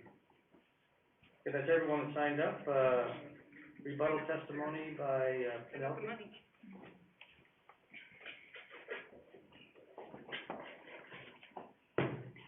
Thank you, Mayor. For the record, Penelope Combs, Kentucky, Post Office Box 405, Boise, Idaho 82701. Just for starters, because of the size of the site and the zoning, we're not exceeding the density that would be allowed on the site, whether we had townhome, multifamily or not. The R1 and the zoning designation and the area of the site leads to 122 units, regardless of what kind of units they are. So we can't exceed the density that's allowed in the underlying zone, no matter what kind of combination we put in there. I have a post-it that I stuck in on December 31st in my calendar this year, and it's the result of a long conversation with the HOA president next door. She called staff and asked about putting speed bumps in, and they're so hard on emergency services, they're just not a very good idea. So I put that post-it at the end of the year because I wanted to reach back out to Audrey and talk to her. We talked about some signage, like children at play, local traffic only. We'll do anything we can to mitigate the potential for pass-through traffic. But as a former ACHD planner, step streets are just a reality, and they're there for a reason, and it's not something that we get to choose about. If the city council would like to discontinue that stub into the site, we're fine with that. We can make it a three-leg roundabout, a traffic circle. That's up to you to make that decision. We're happy to accommodate any way we can. And I'll reach out to the neighbors and do whatever I can to help them with this. And our best tool is signage, just to make people aware of what's going on next door. So I think that was it. I'm happy to answer any follow-up questions you might have. Any questions for Penelope? Thank you. Thank you. All right, that concludes all who have signed up to speak this evening. I'm gonna make a couple of comments, if I may. I first of all want to compliment Tanner and Penelope on a well thought out plan, but I'd like to give some institutional memory and knowledge that I don't fault our planning staff for not knowing, and I certainly don't fault anybody on this. But again, I've been here for a long time, and this area below Canyon Hill and back towards the river has always been viewed as a place for estate lots, for large lots, for single-family lots, blending back into, with, marble fronts, you've got a nice bench there. That's why in the comprehensive plan, we designated this as R1. Never in a million years did we believe that R1 meant 6 units per acre. And granted, a land unit development can be done if it meets certain criteria. I'm sorry, but pathways are required in any subdivision. I've seen R1 subdivisions with large lots that have pools and the same type of thing that you see here. I'm not seeing anything here that is different than what I see in a nice R1 subdivision. The very beginning statement on the PUD says that this is not intended to subvert the underlying land use. This is R1. I don't get a vote. I truly don't get a vote. But I think you need to know, when we put these comprehensive plans together and we held town hall meetings and community meetings, and Dennis, you were a part of those, Rob was a part of those. This is a really, really nice development. Really nice development. I just wonder if it's the right place to have this. And again, just remember something. And I'm not going to be here soon. I've already announced that I'm not running again, but just want you to remember something. If you put in high density on the north end of that, then you've got an open field to the left, that they're gonna say, oh, there's high density right next to it. And there goes that piece of it. And then you go across the road and they say, oh, there's high density right here. There goes that piece of it. And then the next person says, oh, they've got high density here, and there goes that piece of it. When all along this has been planned, and if you look at our plan, there's 1 unit or 1 acre lots planned for closer to the river. You've got a view of the river, you've got a view of, you know, the mountains. This is a beautiful place in Caldwell that we thought that we could get some subdivisions that were like, you know, something we don't have in Caldwell. And that is these, you know, larger lots with views of the river, views of the mountains. And I think this is a beautifully planned development. My question is, what is the long-term impact of this on all this open space that you have that will most certainly develop? It's gonna develop, and so the decision you make tonight, and I don't get a vote, there's 5 of you, so I wouldn't get to vote even if there was a tie. But I would say this, whether there's 5 of you or 6 of you tonight. I really like the looks of this, and I compliment, on the thoughtfulness. But there's also just where does it go? Is this the right place for it to go? I just wanted you to hear my thoughts. So, with that, I'll close my comments and ask for council comments. You can ask questions of anybody that you want, that has testified, that has been signed in. If not, you can move forward with closing the the public testimony portion of the hearing, and move forward with the, decision-making process. Mr. Mayor? Mr. Leiter. And I don't know if it'd be appropriate or not, but I know you talked about the comprehensive plan. I think there's a layer on there. Could we look at that and kind of see that general area and?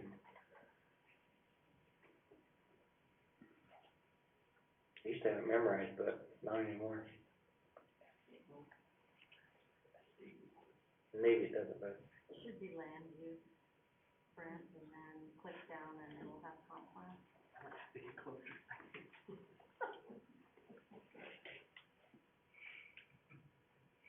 Get a stronger prescription. It was just for looks. Yeah. Thanks.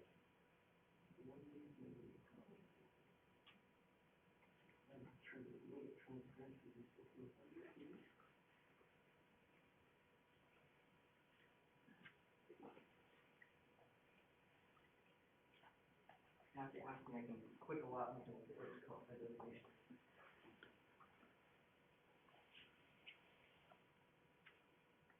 Can you zoom out maybe one? There you go. Yeah.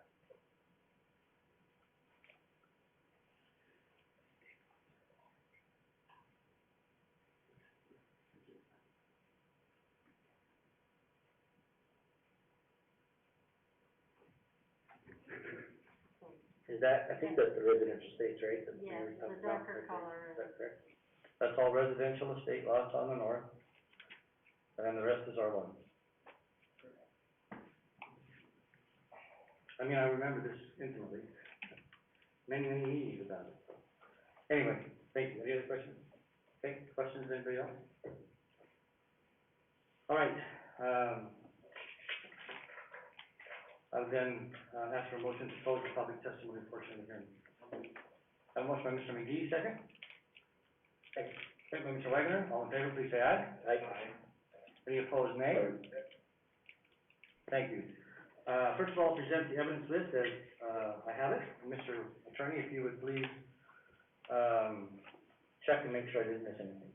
I have the staff report, sign-up sheets, the PUD plat, the aerial of ANN 2009 PUD 20P04, CC 1000, which is the updated revised staff report, and CC 1001, which is the presentation by Penelope. Is that everything you have?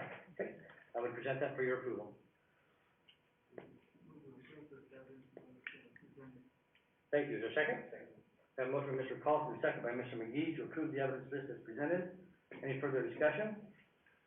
All in favor, please say aye. Aye. Aye. Any opposed, nay? Motion carries unanimously. So the first thing we have to address is ANN 2009, which is the annexation. I would ask for council's, comprehensive plan analysis. Mr. Mayor, Mr. Paulson. I would move that we accept comprehensive plan analysis on up here Roman numeral 5 and 7. Thank you, is there a second? I have a motion by Mr. Paulson, second by Mr. McGee. Any further discussion? All in favor, please say aye. Aye. Any opposed, nay. Motion carries unanimously. I would ask for council's findings of fact. Mr. Mayor. Yes. All the city council accepts the facts outlined in the staff report, public testimony, and the evidence list. All adopted city ordinances, standards, and codes were used when evaluating the application. Thank you. Is there any other, changes or additions? Is there a second? Second. A motion by Mr. Allgood, and second by Mr. Paulson, regarding findings of fact. Any further discussion? All in favor, please say aye. Aye. Any opposed, nay. Motion carries unanimously. I would ask for council's conclusions of law. Mr. Mayor. Mr. Allgood. Call City Council has the authority to hear this case in order that it be approved or denied. The public notice requirements were met, the hearing was legally noticed and posted, and the hearing was held and conducted under the requirements of Idaho Code and city ordinances. Thank you. Is there a second? I have a motion by Mr. Allgood, second by Mr. McGee. You, Mr. McGee? Yes, sir. Okay. I have a motion regarding conclusions. Any further discussion? All in favor, please say aye. Aye. Any opposed, nay? Motion carries unanimously. Order of decision on ANN 2009. Mr. Mayor, Mr. Wagner. just to make some comments, in regards to this application. A lot of it actually echoes a lot of what you said, that, this is a phenomenal plan. You know, when I look at it, you know, as a former planner, current planner, the layout is fantastic, the design, and, you know, there's things that you look at, when deciding on things like this, it's, you know, is it those things you want to consider, but you also want to consider, is it the right place, is it the right time, for those things, and, typically, when you have schools, it is nice to have some more dense development next to schools. You do have two there, allows more kids to walk to school, and it kind of limits the buses that are needed and things of that sort. So, you know, it has some things going forward, but also there are some, you know, concerns about that, you know, location, like they say in real estate, location. You know, a question I had for, that Mr. Orton answered earlier about traffic circulation. By far the majority of the residents are gonna head to the south and then over to probably Aviation, some will go to the west. Those roads are not quite developed out, like we'd like to have them. Lincoln Road especially, I think there'd be minimal traffic utilizing Lincoln Road, as it really doesn't lead too many places as of right now.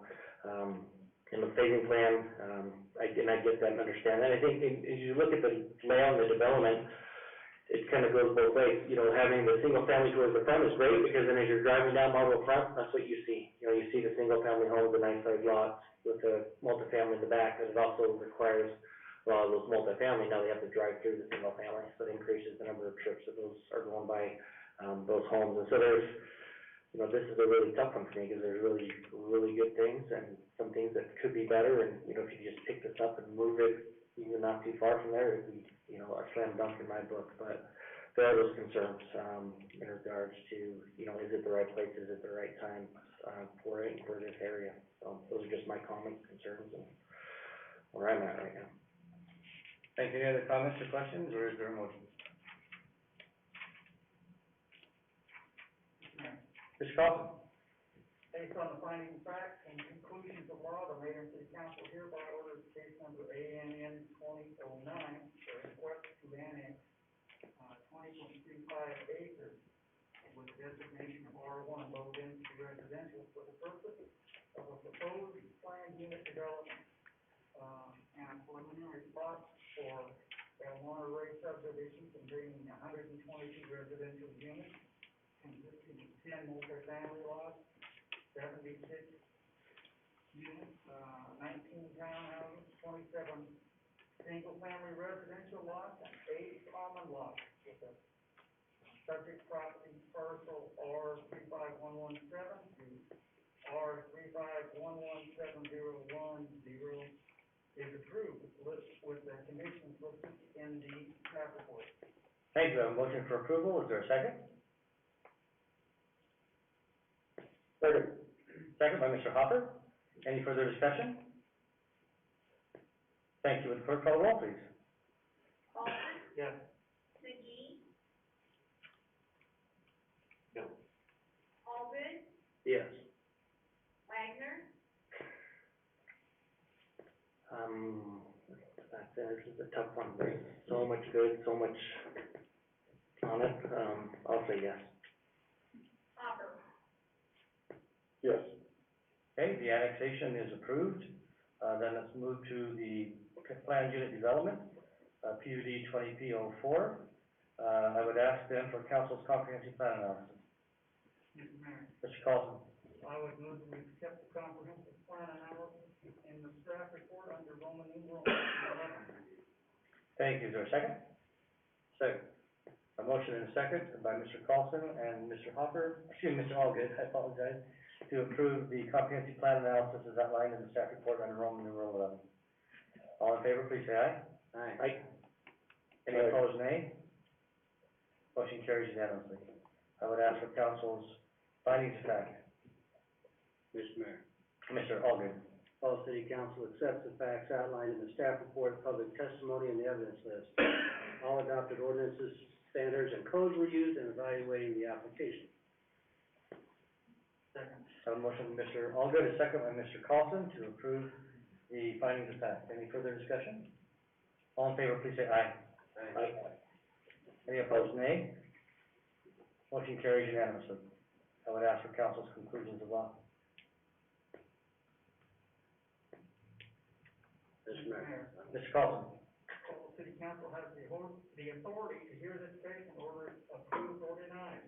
The public notice requirements were met, the hearing was legally noticed and posted, and the hearing was held and conducted under the requirements of Idaho Code and city ordinance. Thank you. Is there a second? Second. A motion by Mr. Carlson, second by Mr. Allgood regarding the conclusions of law. Further discussion? All in favor, please say aye. Aye. Any opposed, nay? Motion carries unanimously. Order of decision? Mr. Mayor, Mr. Carlson. based on the findings of fact and the conclusions of law, the Mayor City Council hereby orders the case number PUD 2004, a request for a planned unit development and preliminary plot for El Monterey subdivision with 122 residential units consisting of 10 multifamily lots, 19 townhouses, 27 single-family residence lots, and 8 common lots on 20.35 acres, parcel 35117 and parcel 351171010, with the designation of R1 low density is approved. The conditions listed in the staff report. Mr. Mayor, Mr.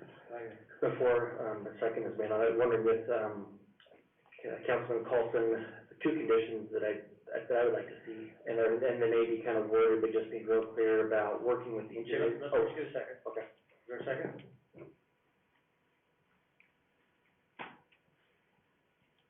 I'll second that. A second by Mr. Allgood. Now, Okay, sorry would about you like that. to make a friendly amendment or?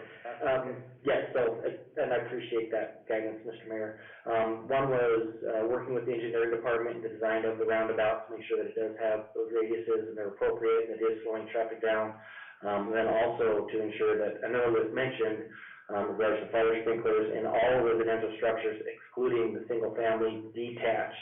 That way, I believe that would include all the townhomes, all the duplexes that typically would not have that requirement. And does that sound appropriate, single-family detached, would that be the best way to say that?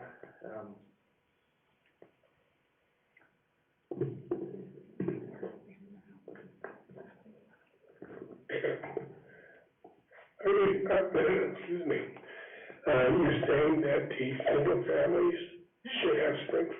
No, so it would not, it would just, I just wanna make sure the townhomes are included in that. I know sometimes single family can include townhomes like the common wall, so I guess we could just say. All residential has sprinklers, Excluding a single family. except single family. Yeah, so townhomes, duplexes would be included in that. Okay. Is that okay with the maker of the motion? The second, you're okay with that? Yes, yes. Okay. Mr. Mayor, Yes, Mr. Allgood. could the motion be restated, so I Okay, the motion was to approve with the conditions as outlined in the staff report, and then adding conditions of staff approval and working on the, traffic circulation, pattern for that.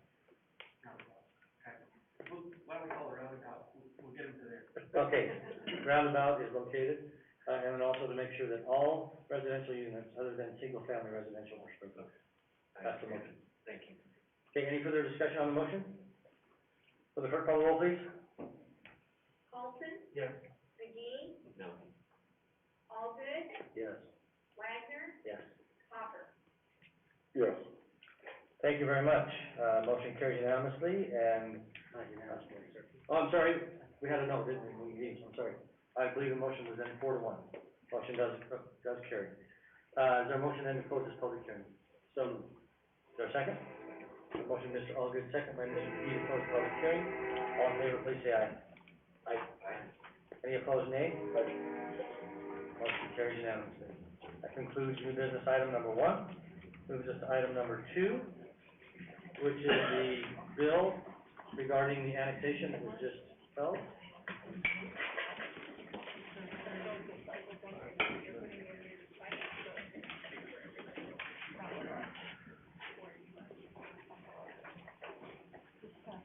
This is known as Bill number 5, ordinance number 3325. This is an ordinance determining that certain land lays contiguous to the city limits of the city of Caldwell, county of Canyon, state of Idaho. And that said land should be annexed to the city of Caldwell, Idaho as part of the R1 low-density residential zone. Declaring said land by proper legal description as described below to be a part of the city of Caldwell, Canyon County, Idaho, directing the city engineer and planning and zoning director to add said property to the official maps of the city of Caldwell, Idaho.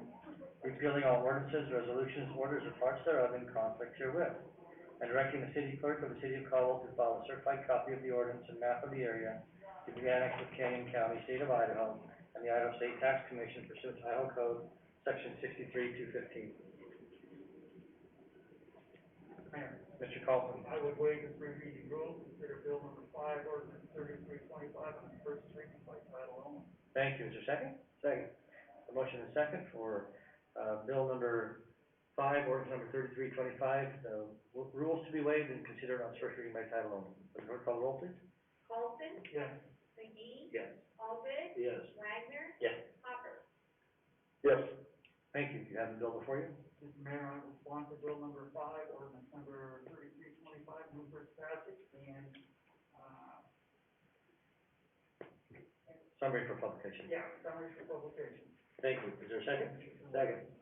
Thank you. I have a motion by Mr. Carlson, a second by Mr. Allgood to sponsor bill number 5, ordinance number 3325, move for its passage on its first reading by title only, and to approve the summary for publication. Will the clerk call the roll, please? Carlson, Yes. McGee, Yes. Allgood, Yes. Wagner, Yes. Hopper. Yes. Thank you very much. Motion carries unanimously. Bill number 5, ordinance number 3325 has been passed unanimously by the Caldwell City Council, and the summary has been approved for publication. All right, that moves us then to item number 3, which is also a quasi-judicial public hearing, known as TE Time Extension 21-00002, a request by Altera Consulting on behalf of Caldwell 94 LLC for a 24-month time extension of Mandalay Ranch subdivision preliminary plat. The original subject development, SUB 163P06, was approved with 317 residential lots on April 16th, 2007, and subject to development agreement recorded as instrument number 20070263885. The applicant is requesting a 24-month time extension of the Mandalay Ranch subdivision located 540 feet north of Highway 2026 on the west side of Middleton Road. Who's going to make the staff presentation on this?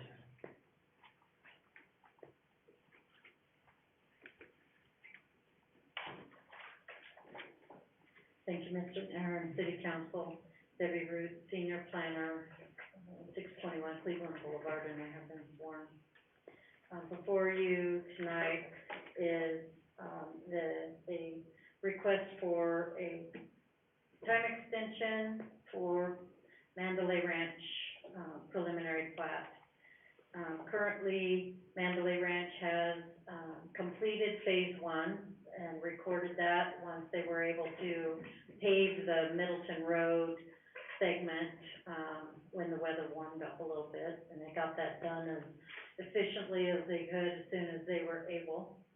And, unfortunately, the cold weather hit before they actually had that preliminary plat, or had that final plat completed, and therefore they were required to, apply for the time extension, which they did timely. And they are currently working on, phase 2 of the development, that the construction drawings have been, submitted and approved, and the pre-con meeting has been conducted, and they are currently under development on phase 2. This development, as indicated, was originally approved in 2007.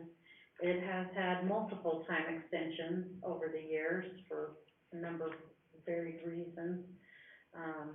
It was originally proposed with, 3 phases, and is now increased to what's proposed as 10 phases, for that development plan. But I did find that as I, reviewed this, preliminary plat, is that this development actually meets many of the objectives that the city council has, through the course of some of the developments that have come before 'em, looking for varied lot sizes, development opportunities in there. They actually have lots that range in size greater than 11,000 square feet down to, the 6,000 square foot lots. So a wide variety of those lot sizes scattered throughout the development. Phase 1 actually, from the original plat to when phase 1 was, final platted, actually increased the lot sizes of those along the Mason Creek drain, which, is favorable as well as, kind of is better for the, floodplain area that's within those lots as well. One thing that has come up while they were working on phase 1, and they changed the entrance on Middleton Road for that development, so the preliminary plat has been modified. It's been modified to not only, accommodate the Middleton Road corridor plan, which had been overlaid on there, and required revision of all the lots that lie along Middleton Road. They added an entrance, moved that, but they also purchased a strip of land 55 feet, to the south of this phase 1 to accommodate an easement and access to the pump station and, maintenance area for the plat. This Mason Creek drain is a regional pathway, proposed regional pathway area, and staff recommended, and also had spoke with, council, the city's attorney, regarding, this property and the annexation of this property. If we do not require annexation or, to build out the pathway or, somehow incorporate this property into the city, it will remain in the county as a enclave piece of property as the properties to the south develop. So the applicant proposed that they would finish the pathway, complete the pathway from, lot 19, common lot, where the pathway terminates, in phase 1 currently, to Middleton Road, and then propose to dedicate that 55 feet to the city, and the city annex the property. And that's what's proposed out there for that strip of land, the 55-foot strip of land, within this preliminary plat. Also, the city has asked the developer to provide a new revised preliminary plat showing the Middleton Road corridor overlay, all of the lot sizes, dimensional standards. I could not finish the, evaluation of all the lot sizes and how they fall out because we don't have a revised preliminary plat with that information available to us. And the developer is working on that currently, and may have it with them, I don't know, but that's the, you know, it makes it very difficult, these time extensions on staff to review the final plats against the preliminary plat and the development agreements, because road names have changed, lot layouts changed, all of those, pertinent elements, the dimensional standards, if they're not on those revised plats, we don't know that they're complying or not with the requirements of the code or what was even approved initially. Staff is still, leaning towards the recommendation of approval of this development because they do have a, high number of lots that are meeting the current dimensional standards within this development and exceeding it. Multiple lot sizes and varied, opportunity within this development for, creating a nice residential, plan for this. Again, phase 2 is underway, phase 1 is complete. Another, development that has been going on and on for a while though, so, I'll stand for questions. Thank you. Questions for Ms. Ruth? Mr. Carlson? So you were saying that because this comes out to Middleton Road and for the highway district, there has to be something rewrote. Do you have to resubmit that, or, I guess I got lost in that. Okay, so this development was originally approved in 2007, the underlying preliminary plat. In that time, the dimensional standards have changed, the, Middleton corridor plan was adopted and requires that, there will be a, roundabout put in, as well as there's traffic looms and, turn lanes and things that are required within that corridor plan that has been adopted on Middleton Road. Also, the, Chevron or Texaco, I guess it's a Chevron that's on the corner of Middleton and Highway 2026. There was another entrance placed, on that along Middleton Road, which affected how, this development took access to Middleton Road as well. And so there were changes that were required for this preliminary plat based on, things that have changed since it was originally approved. And so that's what has changed. They moved the entrance. There was originally one access point to Middleton Road in this development, and currently there's 2 proposed, because they added an entrance there to the south. 2007, and according to the diagram that I have here, we had 31 lots over 10,000, 20 at 9,000, 39 at 8, 79 at 7,000, but then 147 at 6,000 or less. I'm just wondering if, I don't mind having a few 6,000, but, it really needs to be a little bit fewer than that. Yes. In 2007, the dimensional standards for the R1 zone were 6,000 square feet. And as indicated in the, criteria for the decision of the time extension, this development does not meet the current dimensional standards. There have been significant, changes to the, requirements for engineering and. Over the, giant one. Rob, you're not muted, Mr. Hopper. Sorry. I was gonna ask a question, so my bad. Okay. So, Councilman Carlson, the time extension, if you were, specifically looking at the criteria for whether or not this time extension should be approved, it should be denied. Mr. Hopper? Yeah, I guess I'm underscoring what Councilman Carlson was saying.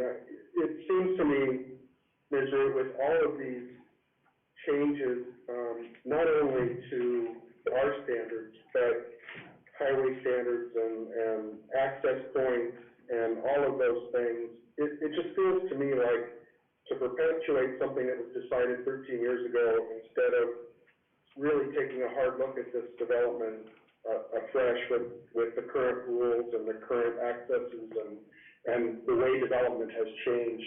We're doing not only the city, but the developer a disservice a little bit by perpetuating something that may not fit anymore. And that's my big concerns about these that are, so old and, you know, you don't have the updated documents to really understand and scrutinize what they're going to do. And for us to say it's okay to go forward with changes in this plan that may significantly affect how it's built doesn't feel good to me. So just my 2 cents on that. Thank you. Any other questions for Mr. Mayor? Mr. Alden? Mr. Root, I have a number of them, I'm sorry. So this, if we do a time extension, this would be number 5 on the time extension, the way I count. At least, yes. And to the best of your knowledge, has this been a single owner through this whole process? To the best of my knowledge, I believe that the same individual has. Okay. So I've been trying to orient myself, and this Councilman Wagner has been helping me out. We understand why you're confused. Yeah. Ward Lane and Middleton Road parallel for the most part of everything, except Ward Lane does a little jog north of 2026. Is Ward Lane intended to be Ward Lane going north and Ward Lane going east? Are they gonna change the name of that, or what's happening there? No, on the preliminary plat, it is identified as, or on some of the documentation, it's identified as Joplin Lane. Can Mr. Orton enlighten us there? Mr. Mayor, Mr. Martin? Council President, all good. I guess there's a couple things, and I have a question of clarification for you. The stretch of Ward Lane, where it makes the jog and then goes north, has been renamed by Canyon County's team, through their process to Ware Lane. Ward Lane is intended on our transportation master plan to continue straight north. And so yes, this east-west road will have a different name. It won't be Ward Lane, probably Joplin. And may I ask Mr. Orton one more? Go ahead. So Mr. Orton, is the highway district planning on putting a roundabout at whatever road that is in Middleton Road? Yeah, the Middleton corridor plan that the city participated in with City of Middleton, Canyon Highway District, City of Nampa, calls for these intersections to control roundabouts. And then also, as Ms. Rook mentioned, some loons. And a loon is not just somebody who's crazy. It's also a spot where someone can make a left turn. So if you're confined to a right in, right out, for instance, you could take a right turn and then go get in a left turn lane and make a turn. And this loon is extra space on the side of the road to be able to complete that turn without getting tricky and running into the curb, so that someone can make a left turn effectively without, kind of like stretching a roundabout function out along a corridor. Okay, thank you. You're welcome. One more, sir. Please. And just so I understand you, Ms. Ruth, between these time extensions, there have been a number of changes to how this development is coming together. Different number of phases, road names, things, is that correct? Yes, sir. And you don't have all the information to complete the complete plan yet, is that correct? We do not. Thank you. Any other questions for Ms. Root? Thank you. Brett Ogden?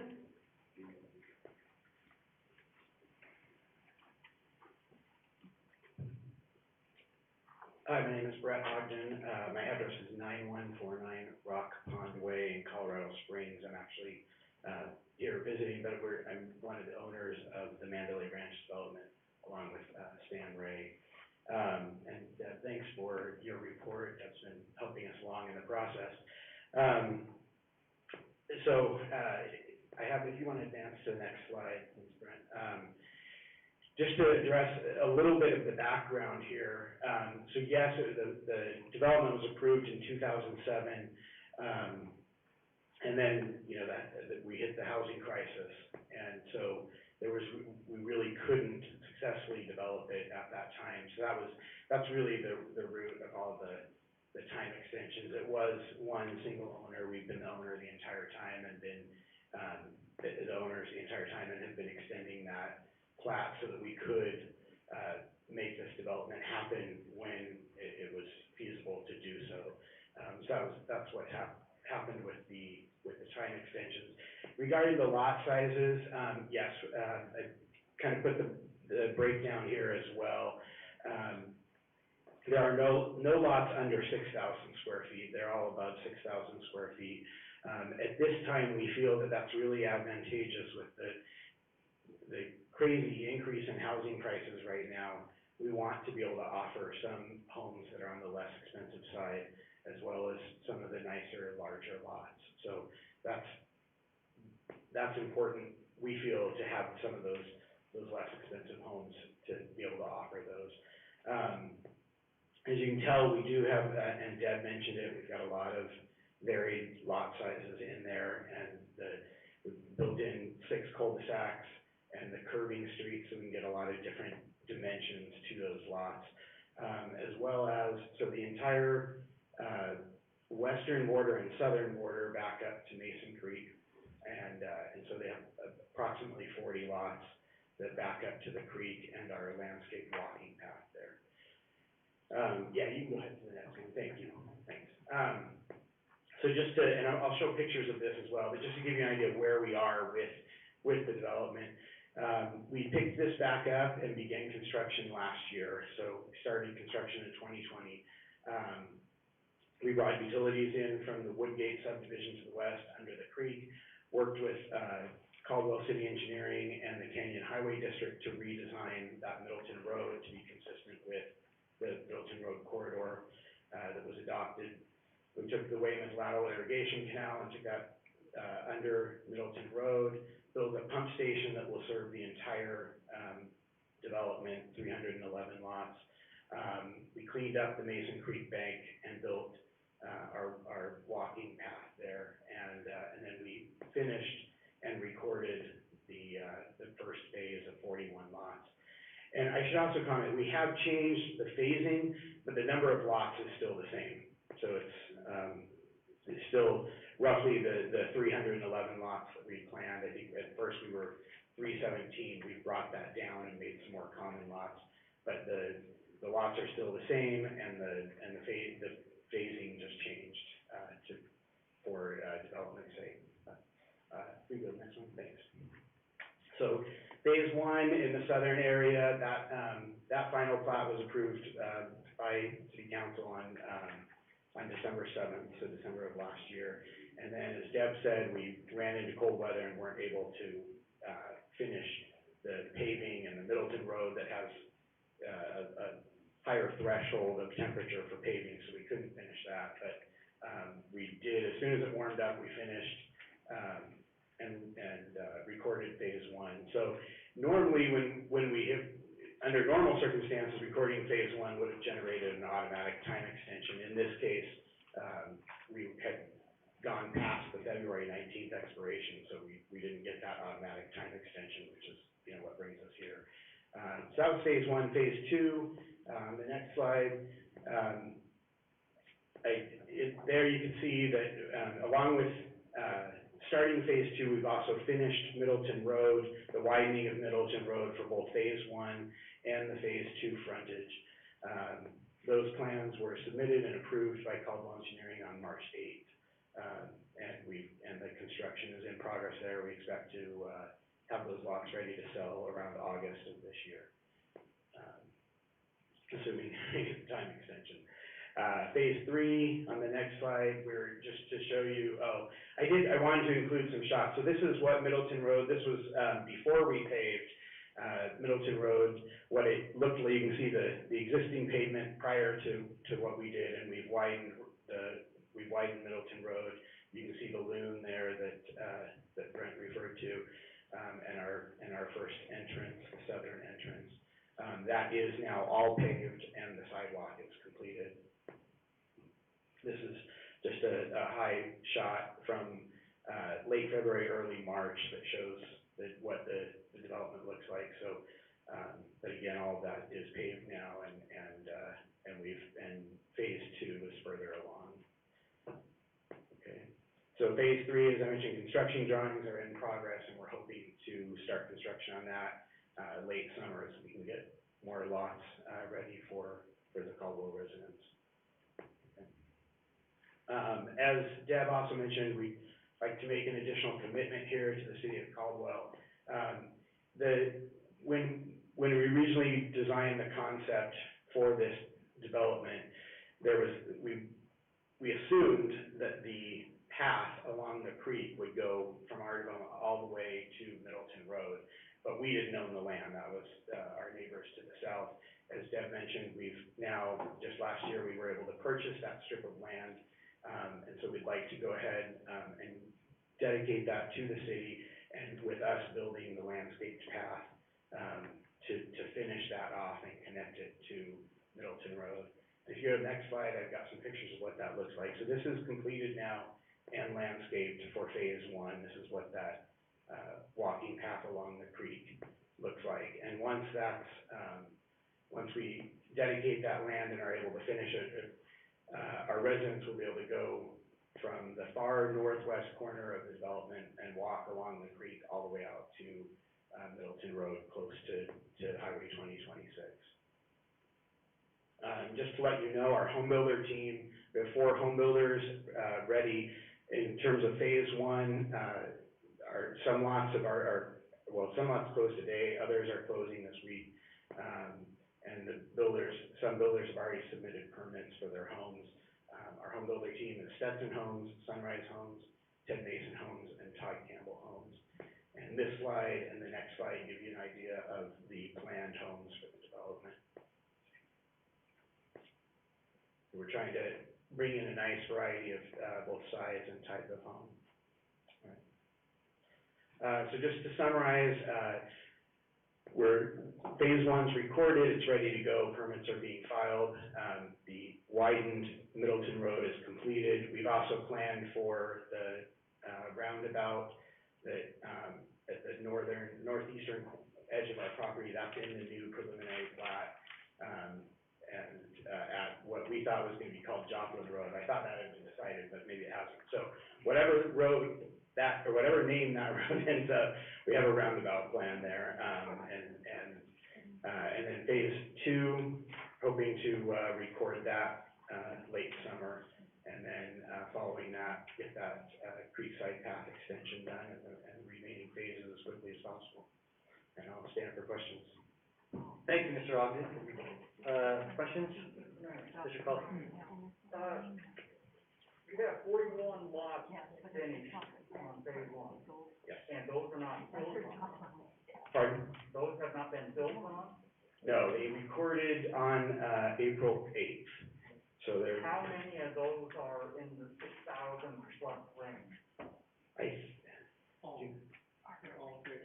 Well, everything in the development is over 6,000, but I think he's asking how many are between 6 and 7. 6,000 and 7,000. I don't think any of the. You have the slot. In that first phase, I don't know that. Does this have the lot sizes on it, Jay? Yep.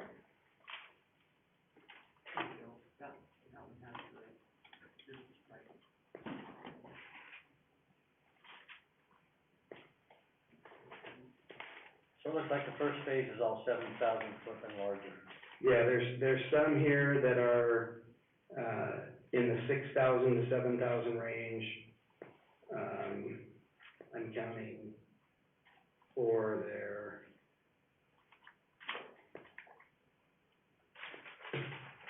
Yeah, so it looks looks like 4 are in, pardon me, 4 are in the 6,000 to 7,000 range.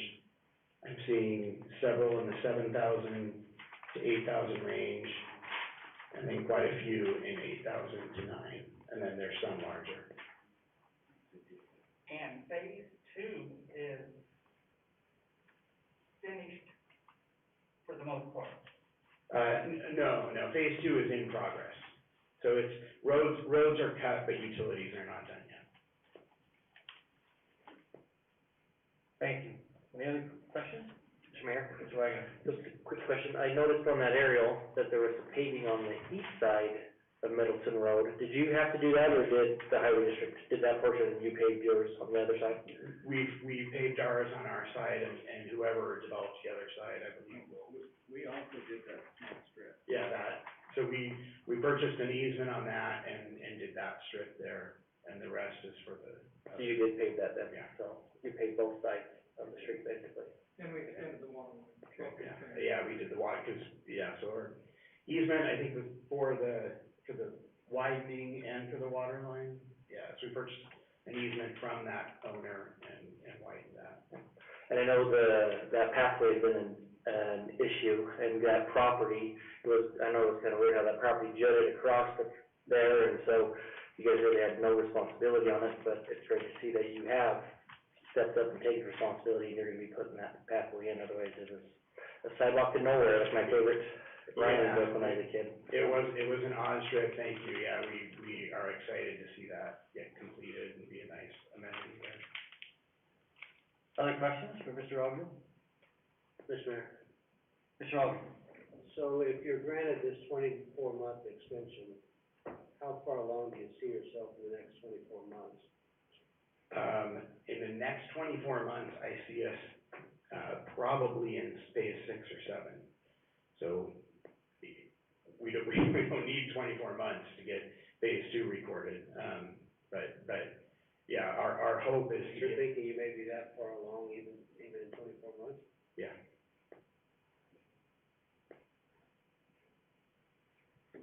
Other questions for Mr. Ogden? Thank you, sir. For the record, the presentation by Mr. Ogden will be labeled CC 1000. Okay. Stan Ray?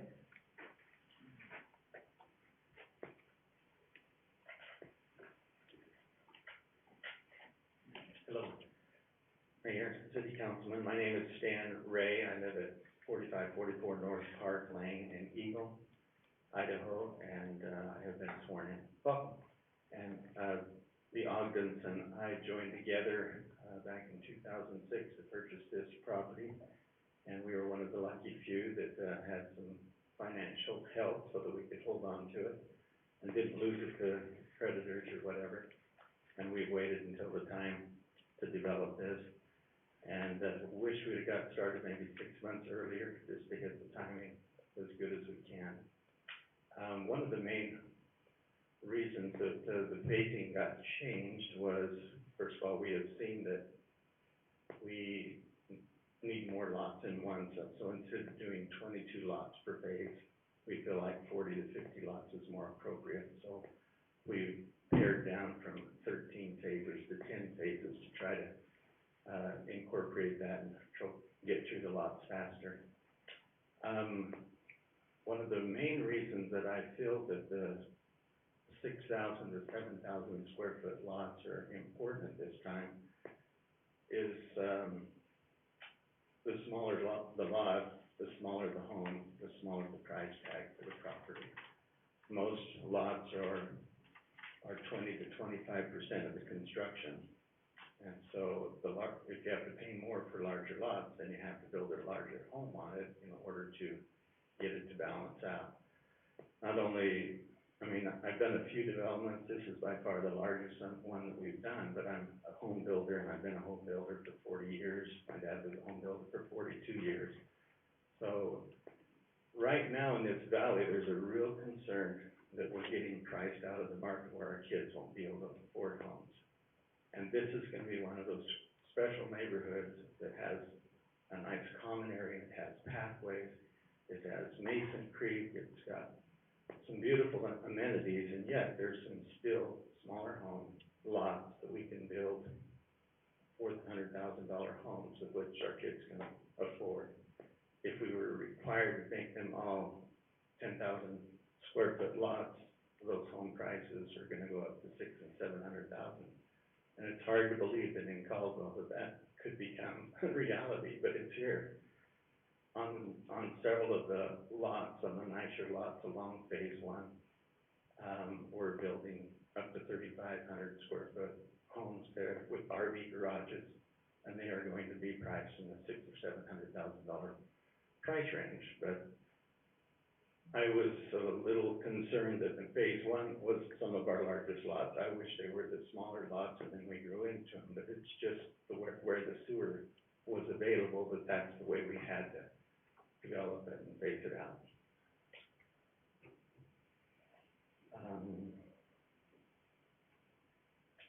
I don't know that I have any other thing other than I highly encourage you to approve this plat. We've worked hard on it. We think it's gonna be one of the nicest plats in the whole valley, particularly in the Caldwell area. And, the smaller lots are gonna be a benefit for our kids and those that can't afford the larger ones. Do you have any questions? Thank you, Mr. Ray. Any questions, Mr. Ray? Thank you, sir. Jay Walker?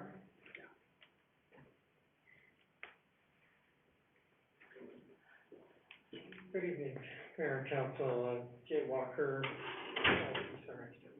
Oh, I'm fine, thanks for that. 849 East State Street, Eagle, Idaho, 83616, and I have been sworn in. Welcome. Thank you. I just wanted to clarify, I think there was some information confusing presented to the council this evening, and when, this preliminary plat is in substantial conformance with the 2007 plat, preliminary plat. We have not changed it. In fact, it was always our anticipation to have that recorded long before the February 19th deadline, and for various reasons of redesign and meeting the requirements of Canyon Highway District Number 4 on Middleton Road, and providing design along Middleton Road with balloons and roundabout inclusion and some of the full typical section for that. It delayed the ability of us getting that paved prior to the cold season hitting so early on the Thanksgiving timeline there. I just want to make sure that the mayor and council know that this is in substantial conformance. And I became involved with the ownership team and appreciated the opportunity to work with this great team. That this ownership team is very vested in this area, and most of them live within the area and are all about creating not only a diversity of product, but a high quality of product. And when we approached the planning and zoning staff and your staff, it was in August 11th of 2016. It's the first time following the downturn and the housing crisis that occurred. I don't know about any previous 3 time extensions. To my knowledge and to my records, I'm not privy to those other extensions that are, I guess, there. We went on bill number 30, ordinance number 2983. I actually worked with council member Jerem Wagner, and we were able to revive this old preliminary plat underneath that ordinance. The city graciously allowed people to revive some of those plats that were put on hold because of the crisis and the crash in the economy and the housing. So that then, with required timeline to get things designed and approved and meeting the sewer extension underneath Mason Drain and the off-season when water flows are lower, we just didn't quite meet that extension, and we filed one more, which was on January 24th, 2018. And had full intentions of having phase number one with its beautiful products along Mason Drain, recorded prior to the expiration date. They came and we quickly rectified that and submitted the time extension as Ms. Root has talked about and appreciated her help. Now, the Mason Drain and the 55-foot right-of-way from the property owner to the south, starting in Mount Paso Drive, you drink the water, but, we learned with Lupe Rodriguez and the Bureau of Reclamation that their easement, didn't extend the full 55 feet. That on the north side of the Mason Drain, they had 35 feet, and the remaining 85 feet for the Mason Drain existed historically on the south, whereas we thought that was split on the center line of the ditch of the creek. So when that occurred, there were some appurtenances related to the pump station and to access that went on the southern property. And to rectify that, the owners did purchase that full 55 feet and correct that area, ownership problem that would perpetuate through the years if we didn't resolve that. And I, again, give credit to their interest in making things right, and doing things right for the city of Caldwell, and going ahead and purchasing that. And we now have before you and have sent, the legal description and exhibit for that additional, access and maintenance, easement for the pump station, and that'll all be made right. And they've committed to extend that pathway per the development agreement at their expense, and with your help on entitlement for the remainder of that length to Middleton Road to continue that original pathway, which will be a beautiful amenity, as we know, along some of the waterways as we enjoy in this Treasure Valley. So I stand for any questions. Thank you for your time, but I wanted to make sure you understood that our best interest was in compliance with the recorded development agreement and with the approved preliminary plat that you've always had before you. We have not changed that. The changes have been required because of the involvement of the Middleton Corridor Plan and trying to rectify the old plat and its non-conformance to that adopted plan. Really, and we've made those changes. Everything is completed, constructed and built and paved, and we're ready to move forward with future phases. And would ask you as a mayor and council to approve this time extension so these good people can continue with their project as they already are. They've invested millions already, and it's well on its way, and we don't anticipate ever coming before you again to ask for an extension because everything's cared for off-site at this point. Thank you. I'll stand for any questions. Thank you, Mr. Walker. Questions from council? Thank you, sir. Okay, thank you. Sorry, I wish I had a bottle of water for you, but I'm sorry. All right, no one else has signed up to speak at this public hearing. Any final questions for staff or anyone who has testified? Thank you. Is there a motion to close the public hearing? Yeah, motion by Mr. McGee. Is there a second? Second. Second by Mr. Wagner. All in favor, please say aye. Aye. Aye. Aye. Any opposed, nay? Motion carries unanimously. The public testimony portion of the hearing is closed. I would submit for your approval the evidence list as follows: the staff report, sign-up sheets, preliminary plat, the aerial of TE 21000002, and CC 1000, which is a presentation by Mr. Ogden. Thank you. Mr. Mayor, I move to approve the evidence as presented. Thank you. Is there a second? Second. Thank you. Have a motion and a second to approve the evidence list as presented. Any further discussion? All in favor, please say aye. Aye. Aye. Aye. Any opposed, nay? Motion carries unanimously. Let's see here. I would ask council for comprehensive plan analysis. It's already had.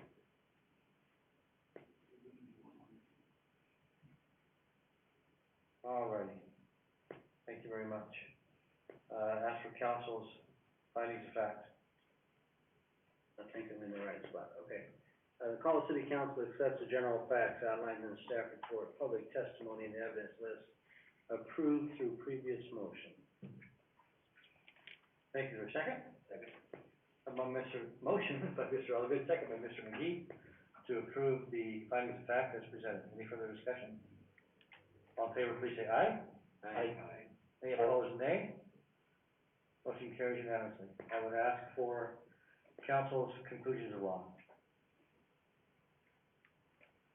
Mr. Mayor. Mr. Carlson. The Colville City Council has the authority to hear this request and order that it be approved or denied. The public notice requirements were met, and the hearing was held and conducted under the requirements of Idaho Code and city ordinances. Thank you. Is there a second? Second. I have a motion by Mr. Carlson, second by Mr. McGee regarding conclusions of law. Further discussion? All in favor, please say aye. Aye. Any opposed? Nay? Motion carries unanimously. Order of decision. Mr. Mayor. Mr. Allgood. Based on the findings of fact and conclusions of law, the Collier City Council hereby orders the case number TE 21-00002,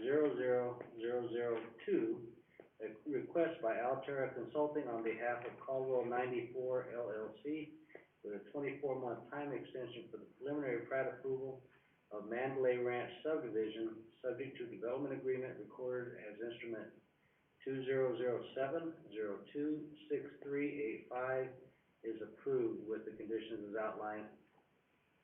Thank you. A motion for approval. Is there a second? Second. Second by Mr. McGee. Any further discussion? Mr. Mayor. Mr. Carlson. This is a great looking, subdivision. But as was testified, that nothing has changed on their part, but it has on our part. We have changed, R1 to be an 8,000 square foot lot. This particular subdivision has, I can't remember on that page, it was 47% of them were under 7,000, or under 8,000 square feet. And I think that there is an opportunity here for, to bring this phases 2 through 10 a little closer to code. I know it sounds good, but, you know, this was, one of those things that we very consciously sought out to have an R1 with 8,000 feet. And, that's where I think. Thank you. Any further comment or discussion? We have a motion for approval before you. Will the clerk call the roll, please? Alden, Yes. Wagner, Yes. Hopper, No. Olson, No. McGee. Yes. Okay, motion carries 3-2.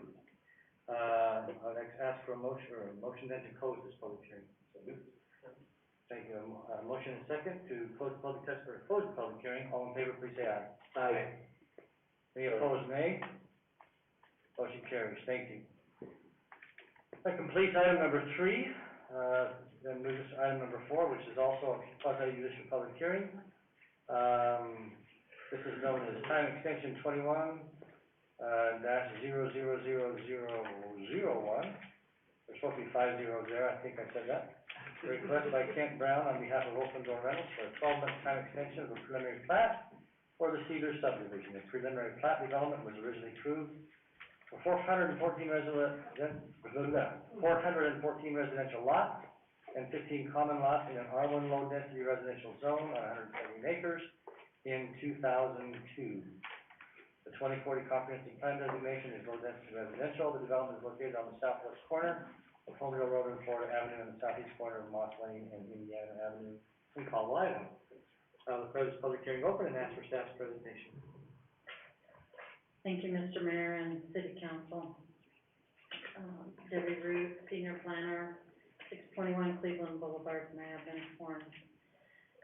Before you tonight is a request for a preliminary plat time extension, a 12-month time extension for the Cedars. Currently, the Cedars is, zoned R1. It too was approved, it was actually approved in 2002, has also had a few time extensions along the way. And, this development, phase 1 is complete, and the final plat is recorded, and they're actually constructing residential units within that development. And phase 2 is, the utilities are substantially complete. They're actually according to the engineering project manager, they're like 99% complete with their utilities, including water, sewer, pressurized irrigation. The pressurized irrigation is not tested, but it is in the ground. Electrical is in the ground, for that phase 2. Phase 3 and phase 4 are submitted for construction drawings, but staff does have some concerns with this development, as well as, staff has asked for a new preliminary plat because the phase 3 drawings that were submitted, there's been changes to the lot configurations, additional lots. They don't exceed the number of residential lots that were approved, but they're definitely not where they initially were approved on the preliminary plat. And I included that information that, Katie Miller, project manager, indicated, well, that's all right, we're still within our lot count on that development. And we have asked for a preliminary plat to be provided that's in accordance with the, ordinance, including lot sizes, lot dimensions, the lot and block numbering, corrected road names. They have submitted lot and block numbering and corrected road names, on that preliminary plat and kind of a lot configuration, but not the full preliminary plat for evaluation of whether or not those lots comply with even what was originally approved. The other concern that has come up on a few developments that have been completed within the city, and that this development definitely has, a significant amount of, is the, lots that are adjacent to the drainages that are on this plat. And those lots are, the actual property runs clear to the center line of the drain. So there's approximately 55 feet of, the lot, the full width and the depth of that the property owner cannot use. They cannot utilize it, they must maintain it. They, are paying for it, they're paying for it in taxes, and they're, our code enforcement department is having to code enforce on individual lot owners to maintain the weeds and things on properties that that the property owners can't utilize. So they have to leave that alone for the engineering, or for the irrigation districts. We did have a plat recently that came before the hearing examiner and then before the city council, High Garden Estates. And they initially had lots proposed to go to the center line of both the canal and to the,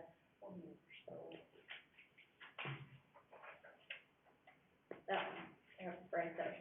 And the hearing examiner, indicated to the developer that he wanted to see those lots, the irrigation easement, placed in a common lot that was maintained and owned by the homeowners association versus each individual lot. In order to do that, he did, provide for a variance of those lot sizes along those, canal easements. smaller, less than the dimensional standard, and he reduced the rear setback on those lots as well. This particular, property was in the, commercial zone, and they're doing duplexes, but by putting those, irrigation easements in common lots, it allows for, one, code enforcement to enforce to the one homeowners association versus every individual lot along that way. And also, those property owners are not, expecting to have, an 8,000 or 9,000 square foot lot, and they can only use 5,000 square feet of it. And so, it's just a concern that staff has. We've had complaints from, residents within the city regarding a few other developments where, the lots run to the center line of the ditch, and the property owners, may be a little ignorant to the way of how irrigation works and things, but purchase these lots expecting to be able to utilize them, and then were, rudely awakened to the fact that even though they're owning and paying on that property, they can't use it. And so, it also provides for a way to, do those pathways along the drainages that are required through the master plan. In particular, Brent, if you'll go back to the preliminary plat,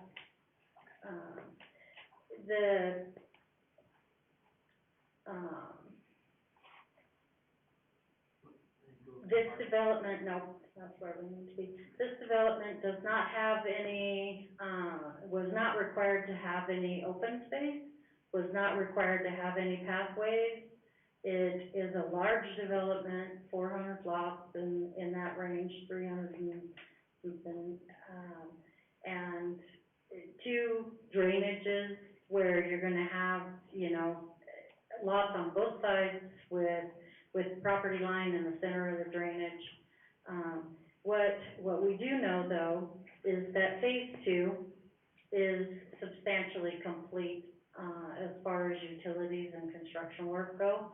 Engineering, spoke at length with Rob McDonald and TJ, and it is not in the city's interest or the developer's interest to make them, if this were to be denied for the underlying plat under phase 2, it is not in the interest of the city or the developer to have to rip out all of the underlying, infrastructure.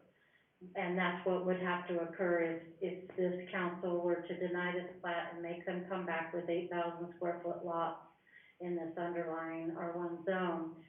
The infrastructure would have to be completely redone because of where those connections have already been installed and made for the individual lots that are there.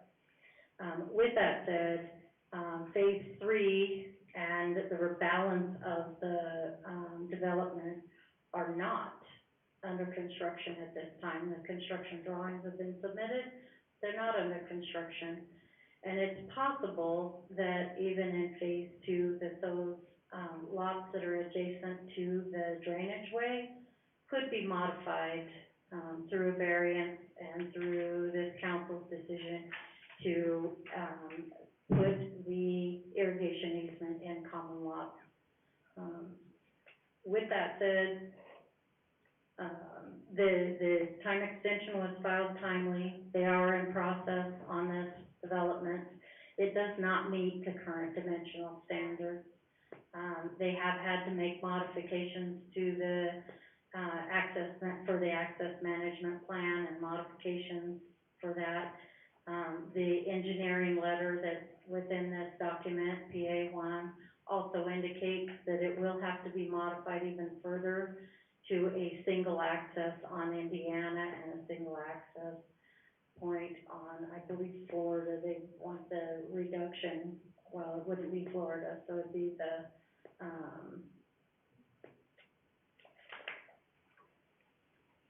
identified in the engineering letter where the engineering's requesting that, those access points be reduced from 2 to 1. And so there are modifications that still have to be made on this preliminary plat as well. I'll stand for questions. Thank you, Ms. Ruth. Any questions from council? Mr. Carlson? What is phase one, phase two consist of? I mean, as far as this map in front of us, where does that? So, yeah, phase 1 is on the northeast side of the drain. Yeah, we'll lower that down there, Brent. So phase 1 is complete, it's there. Phase 2, so phase 1 and phase 2 are fronting Florida, South Florida, and, they're east of that drainage. And then 3, 4, and the remaining, phases are, west of the drain, and then to the southwest, there's a 40 to the southwest. Thank you. Other questions? Mr. Mayor? Mrs. what? My wife is home in bed, Yeah. asleep right now, she's not here, so, but, and this actually may be more for legal, so it seems like two of the main concerns of staff is the irrigation and the open space, lack thereof. Do you see any legal issues of adding conditions like that to a time extension, requiring, like kind of similar to what Debbie was showing with that other one where there was a variance to allow for the small lot size, where we get all of these, and I know that issue with code, when you have to go to every single property owner on issues along there, if you can create that one common lot, it's huge. And so do you see any issues if there's a condition placed, if this is approved, that irrigation areas be in a common lot and allow for a variance to reduce the lot size, and then also perhaps, and again, the developers take on these also, taking maybe a few of those lots that were gonna be residential, and let's make some open space out of it. Do you see any issues with conditions of that sort, Mr. Waterman? Mr. Mayor, Councilman Wagner, I do not. The council has the ability to approve with conditions. The alternate consideration is that the question, or one of the criteria is whether or not the preliminary plat, as previously approved, is still in the best interest of the city of Caldwell. So, it appears that the tee-up question is it as approved in the best interest of the city of Caldwell? If the answer is yes, that'd be a reason for extension. That being said, the code does give you the ability to add a condition during the extension, which sort of presupposes that you could continue to answer that question with as yes, some change being necessary. Thank you. Mr. Mayor, Mr. Carlson? follow up on that, Douglas, if we create that, as a common lot, does that constitute a taking? These people own that property. Or would the developer be responsible for reimbursing homeowners for the property, or portions of that property? Mayor, Councilman Carlson, if the question is whether or not, I think the only owner right now for the portion we talked about is the developer. And so we'd be essentially requiring a modification of the plat. No current owner of a lot would have their property taken away. It'd be a future owner who would be looking at a different lot layout. Yeah.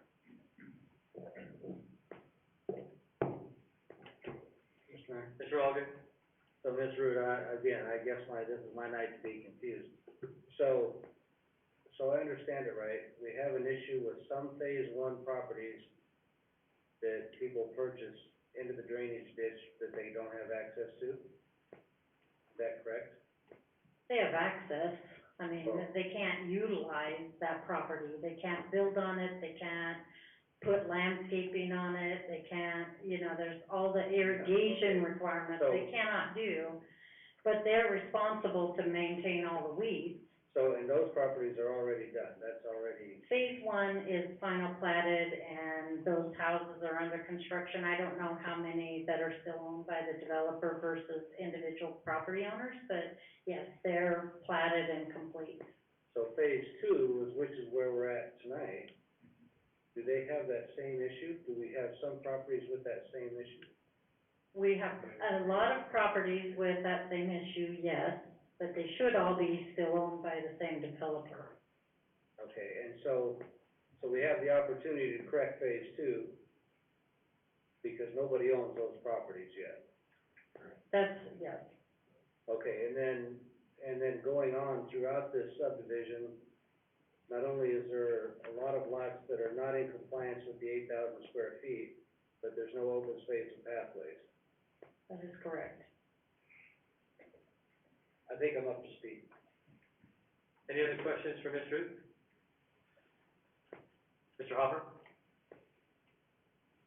No, I just, again, I guess there seems to be an awful lot of issues with this particular extension. It's even older than other ones we've had, and the fact that our staff doesn't even know it's being built anymore, is problematic for me, as well as the fact that, what we're encouraging by our actions and extensions is for developers to put stuff under plat and not build them, because they'll get relief down the road to build whatever they want to under the old standards rather than what's currently out there, and that just doesn't feel right to me.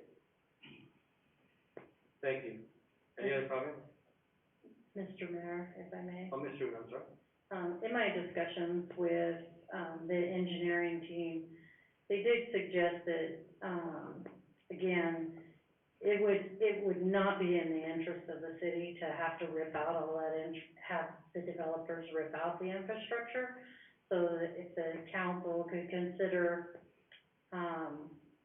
if they were to deny the time extension, but approve it, the preliminary plat that underlies phase two with potentially the conditions to do a common law, but maybe not extend the remaining phases under that. Thank you. Any other questions from council? Thank you. So I guess, Mr. Mayor? I'm sorry, I missed you that time. I'm sorry. No, it's okay, because I was late coming to the party. And so this is for Mr. Water. So the question I would have is, can we approve an extension for a phase so that they, if they truly have all this infrastructure already in place for phase two, that we allow them to complete phase two, but they would have to come back to us for all the rest of the phases. But that would be a partial plat situation, and I don't know if we have that ability. I guess that's a question for you, Mr. Attorney. Mr. Waterman, yes.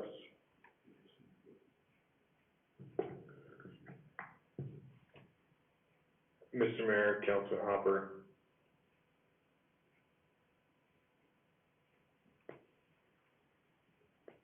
I don't know for certain. If we wanted absolute certainty, I'm looking at the code now, and the general structure of the code, let me go back. If council's of the opinion that a plat, current preliminary plat that is having an extension requested, is no longer in the best interest of the city health and welfare of the city, then that would be grounds for denying the extension. As I mentioned earlier, council can approve with conditions. And the code does not seem to distinguish between phasing. It appears to contemplate the entire plat.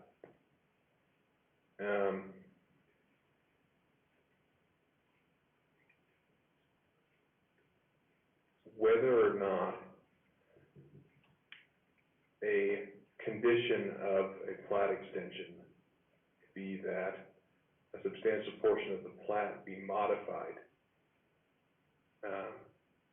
in the way that's sort of being discussed tonight. Whether or not that's an appropriate condition likely up to council. There are some concerns with, the notice still being contemplative of what council is approving or denying. And, I would be happy to put together a memorandum if it's for continued, if council desired, the outcome tonight was council is not comfortable moving forward with, approving the extension without the condition that the remainder of the plat be modified in the way that I've heard proposed, and council like certainty on that, then I would probably recommend continuing so that I could put together a memorandum on that question. I don't think at this time I'm comfortable saying for certain whether or not a reasonable condition of a plat time extension be what would essentially be an approval of one phase with the condition that the remainder of the phases be substantially modified in the way that I'm hearing. And I do apologize for not having more certainty, but I simply don't have it. Thank you. Any other questions for Ms. Ruth? Hey, Kent Brown?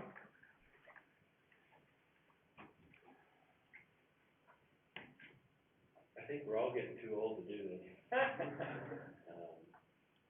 For the record. Kent Brown, 3161 East Springwood, Meridian, Idaho. I appreciate the discussion that's gone on.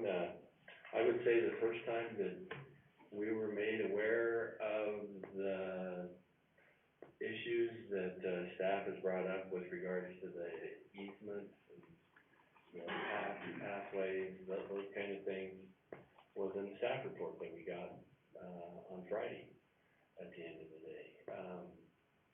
We've reached out to the drainage district and have talked to them about putting a pathway along the Dixie Drain, which bisects phase 1 and 2 from phase 3 and 4.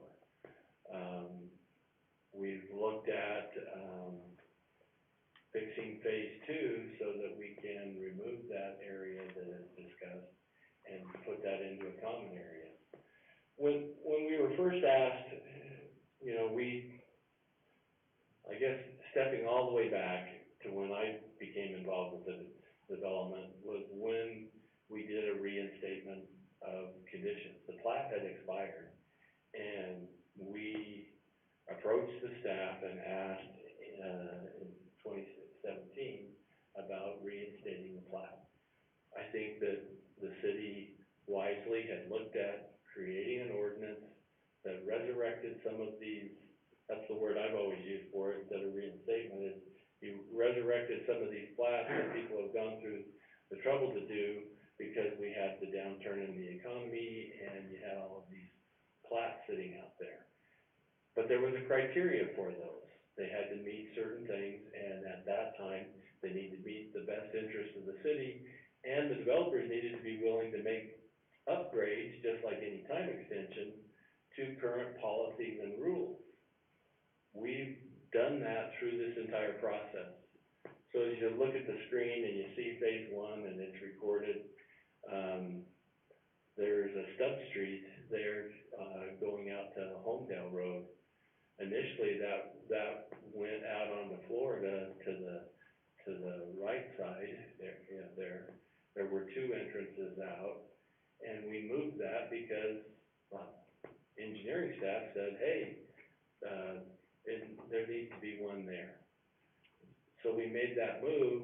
That then when we're in our construction plan approval, we submitted our construction plans for phase 2 in January of last year. And we're headed through and had been told by staff that we were gonna have plan approval. There was also a worldwide pandemic that took place that made getting plans approved kind of difficult during that time. But then at that point, staff said, hey, you made changes to the preliminary plat in phase 1. We need to see a preliminary plat. So we, after trying to understand what that is, and we try to understand it so that we don't make that mistake again. We're doing a lot of development, so we want to, anytime that something is new, that was a new policy. We had never heard that before, that we needed to do revised preliminary plats on these. So we, met with staff, discussed a lot line adjustment that they wanted to do for that, and that delayed us 3 months. That caused us not to meet our time frame to build phase 2. But back to where we're at today and discussing, basically the biggest concerns that I hear from you is the lot sizes, open space, and the drain, and having a pathway. We are, understanding those conditions and feel that we can comply with that in phase 2 and create a common area lot that, is the drainage area and eliminates that issue in both phases 2 and the future phases of 3 and 4. That would eliminate any of that concern.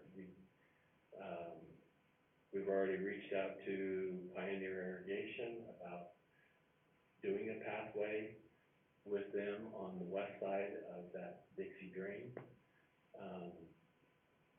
Your staff report asked us to do a revised preliminary plat that showed dimensions. When we first did it, we were asked to do it so that we could get street names and that they could clearly see street names and that they could see lot and block numbers and that was their consistency. That's the only reason that we did it. We didn't view it as redrafting the entire preliminary plat to the level that they wanted with acreages and lot sizes and widths and dimensions. As a part of doing that, I hear, Councilman, Carlson talking about the lot sizes. We've dropped lots as we kind of do in some of these larger developments, and were initially done. This was done by another engineering firm. They didn't adequately plan for storm drainage, and so there was lots that had to be dropped already in the design that we've done in the first 4 phases of the project. We have phases 3 and 4 in for approval with staff. We have built the improvements except for curb gutter and paving in phase 2. We will be done well before a year's period of time. Our intent is to try to run these one right after another. And we think that we can address all of those concerns that council has if staff wants to have a revised preliminary plat that addresses those issues. We can do that as a part of a conditional approval for this project. Are there any specific questions that you'd have of me? Thank you, Mr. Brown. Questions? Mr. Mayor. Mr. Carlson? Mr. Brown, you said you could accommodate pathways, green space, there was another one there, Lot size. what? Lot size is what he said. Well, I'm getting to that, but there, the one for the water retention, I guess. And then you said you could adjust lot sizes to fit the current need? We could. So with that in mind, we could deny this and require, get this thing up to our current code, and it wouldn't make a lot more difference than what, I mean, your infrastructure would still be there, you'd still be ahead of the game, you just have to adjust lot lines. Would that be correct? Well, we'd have the issue that we have with phase 2, having that infrastructure in the ground, and, we have an average in phase 2 of 9,129 feet, on the lots, the buildable lots that are in phase 2. We range from mid-6,000 to, 13,000 in phase 2 are the lot sizes. denying that, and then, we're already at the health department, with phase 2 for signature. I should have their signature this week and head to the county surveyor's office this week. Realistically, depending on how fast we can get to the city council after we get the improvements done for the final plat,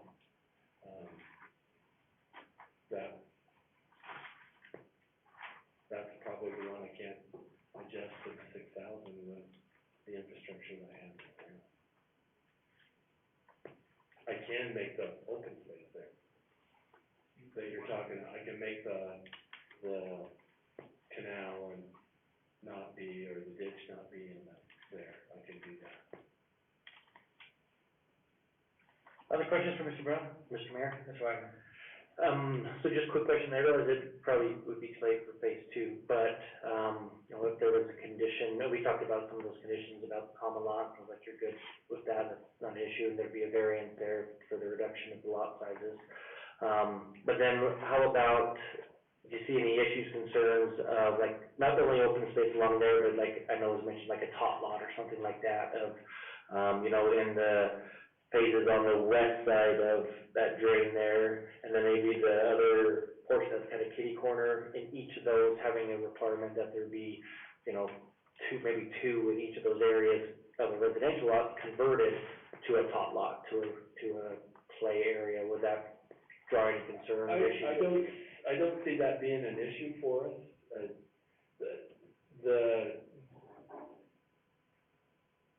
The value added in going back to a preliminary plat process and being re-entitled and then turning around and doing construction plans, yeah, that does delay it. Where we're at, and we have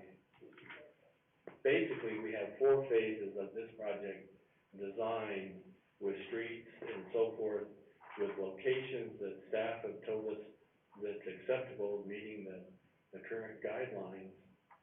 Going in, removing a lot or two in those first 4 phases and creating open space is not the issue. It is just doing a mass redesign of everything and then going back.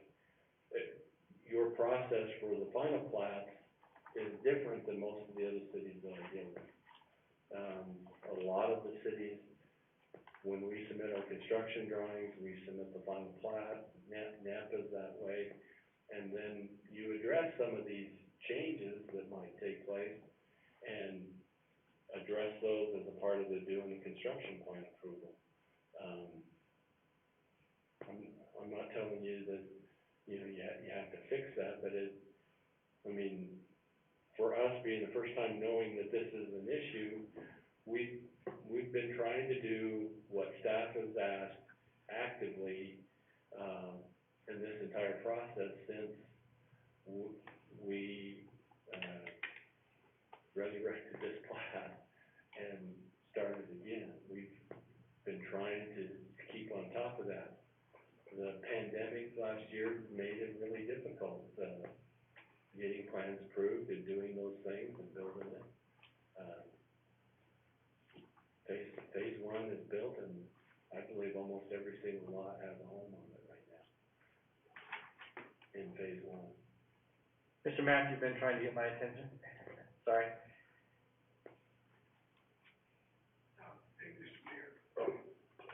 Thank you, Mr. Mayor. Discussion that I'm hearing, Mr. Brown is really speaking about things he's going to do for the final plan. My years in planning is that the preliminary plan is your contract. It is telling you what is going to be placed on the ground. That's the one that you send to the Planning and Zoning Commission. It comes to you for a recommendation for approval, and you approve it. The final plan is usually done through a consent agenda item. We compare the preliminary plan to the final plan. If there's no changes it goes to a consent agenda item. If there's modifications, we bring those to your attention. You can determine if you want to move it as a consent item or pull it off the agenda to discuss. I contacted the city of Middleton, the city of Nampa, and the city of Meridian on their subdivision process. We all do it the same. So I just want to share that information with you. Thank you. Other questions for Mr. Brown? Thank you, Mr. Brown. Sean Brownlee? Thank you, Mr. Mayor, members of the council. I apologize. This is why I hire professionals, because I'm a terrible public speaker, so if my voice is a little cracky and whatnot, I apologize. Anyways, for the record, Sean Brownlee, 9839 West Cable Car Street in Boise. Thanks, Ken. This is a good discussion. I know these time extensions and everything, things are moving so fast and gets a little bit confusing, but, this is an old plat, as Mr. Hopper mentioned. It was approved in 2002. But I just want to, make it known that the entitlement, the preliminary plat was expired. It was gone, null and void. And then luckily, thankfully, the great city of Caldwell, they adopted a new ordinance to reinstate, resurrect preliminary plat. And I believe that was in early 2015. Well, with some of the ownership, the entire Cedars, project was not all in one ownership. And then, the developer, Open Doors, was able to acquire the remaining property. And, that's when the reinstatement happened, and we've been pretty much all on the gas ever since. Since then, with, phase one plans, construction, final plat, homes built, and phase two, as Ken alluded to, a little bit of, issues with COVID and, just different things, but, we were trying to go as fast as we can, and it's to the finish line. And I do want to thank staff for being compassionate with all the infrastructure that we do have in the ground in phase two, and I'm very thankful for that, because that would be a tragedy, I believe, for us to have to go out there and remove that. And Mr. Colton, I just don't see it feasible for us to remove lots and keep the infrastructure, because it just moves your frontage, all your services, everything. It'd be almost a complete redo. So I do want to thank everybody for being compassionate about that. And then as Ken alluded to, we're more than willing to, in phase two, try to make a common lot, do what we can, so that burns down on the homeowners. And then in phase three and beyond, we'd be more than happy to, look at some open space. Thanks, Mr. Leitner, for, potentially maybe adding that as a condition. We can look at all that. But, and I understand some of the complexity, but, we can approve just phase two, but not the others. We're willing to work, but thank you for being compassionate about what we have in phase two, and we just respectfully appreciate approval on that, and we thank you, everybody, for your time. We appreciate it. Thank you. I'll stand for questions. Thank you, Mr. Brownlee. Any questions? Mr. Mayor. Mr. Alderman. So, the hurdles on this property seem to be a lot, just based on the discussion tonight. This is, for me, this is my first exposure to this project. We have properties that overlap drainage ditches, and we have a lot of small undercoat lots. We don't have the open space that's required now, or the pathways. So there seems to be a lot of hurdles. And I have no idea what the attorney's office will come up with on whether we can dictate one phase or not the rest, or how that's going to work. But is this a project that can be retooled past phase two or three? Yes, I believe so. Yes, we can definitely, look at that. We appreciate if we can just be, conditioned to retool it that way instead of going through the complete entitlement process. So, I don't know if that answers your question, but. Somewhat. Somewhat. I'm trying to save the work you've got done without saying, go ahead with the rest of this mess. Right. And so I'm just curious. Yeah. And that's all I had, thank you. Okay, thanks, sir. Any other questions for Mr. Brown? Thank you. Thank you, everybody. Tyler Haynes. Is it Haynes? Haas. Thomas, I'm sorry. The way it was spelled, I wasn't sure how to pronounce. I've missed several tonight, I'm sorry. Good evening. My name is Tyler Hollis. I live at 14060 Pearl Point Drive here in Colville. Want to thank Mr. Mayor and thank the council for allowing us the opportunity to speak tonight. My neighbors and I, we live in K2 subdivision, which is actually the southwest corner. So it's actually going to be the lower quadrant that's right in there, left-hand side. Our concern that we're looking at is we would like to ask the council to consider a clause with the approval or pending approval to include a overhead crosswalk system to get students and people across Indiana Avenue to the school. Right now it is baseball season for the youth baseball softball season at Central Gain Elementary right there. We do have a lot of people coming in, parking off of Moss, commuting across Indiana. And as it stands, we also have a bus stop now from Mosaic Public Charter School at that same corner of Indiana and Moss. It's creating a significant hazard for kids moving to and from different areas. And being a homeowner right there on that corner, it also would be beneficial to have something signalized for people knowing we're coming across. As a preliminary area, our closest alternative would either be going up to the intersection at the State Highway 55 or at Homedale at the roundabout that was constructed here recently. My current position for work is actually a traffic analyst. I've been doing that now for about the last 10 years, building roads, building highways. So doing traffic counts, working in that arena is something I'm very comfortable with, very familiar with. Canyon Highway District and I actually have a pretty good partnership right now. I used to work for Ada County Highway District as an inspector for them, so it's something that I look for quite a bit.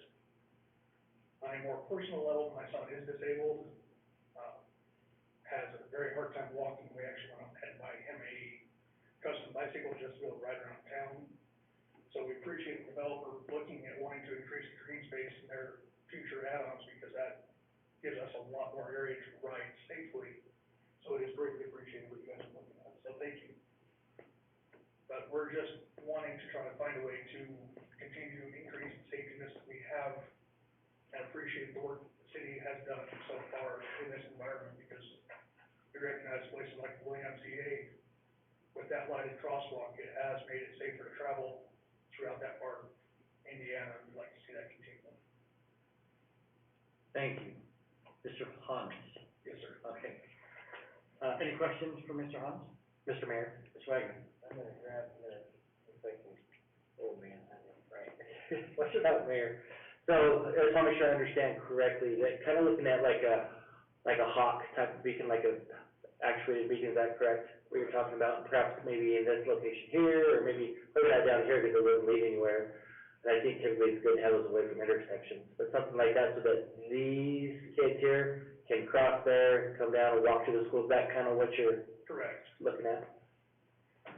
I'm with you. I don't like seeing directly at intersections because they are tend to be more troublesome than they're worth. Because visibility becomes a much bigger issue because people turning left or right out of those don't pay attention as well. And then we can set them back, even 500 feet back, you tend to get better results. And maybe a follow-up question for Mr. Orton.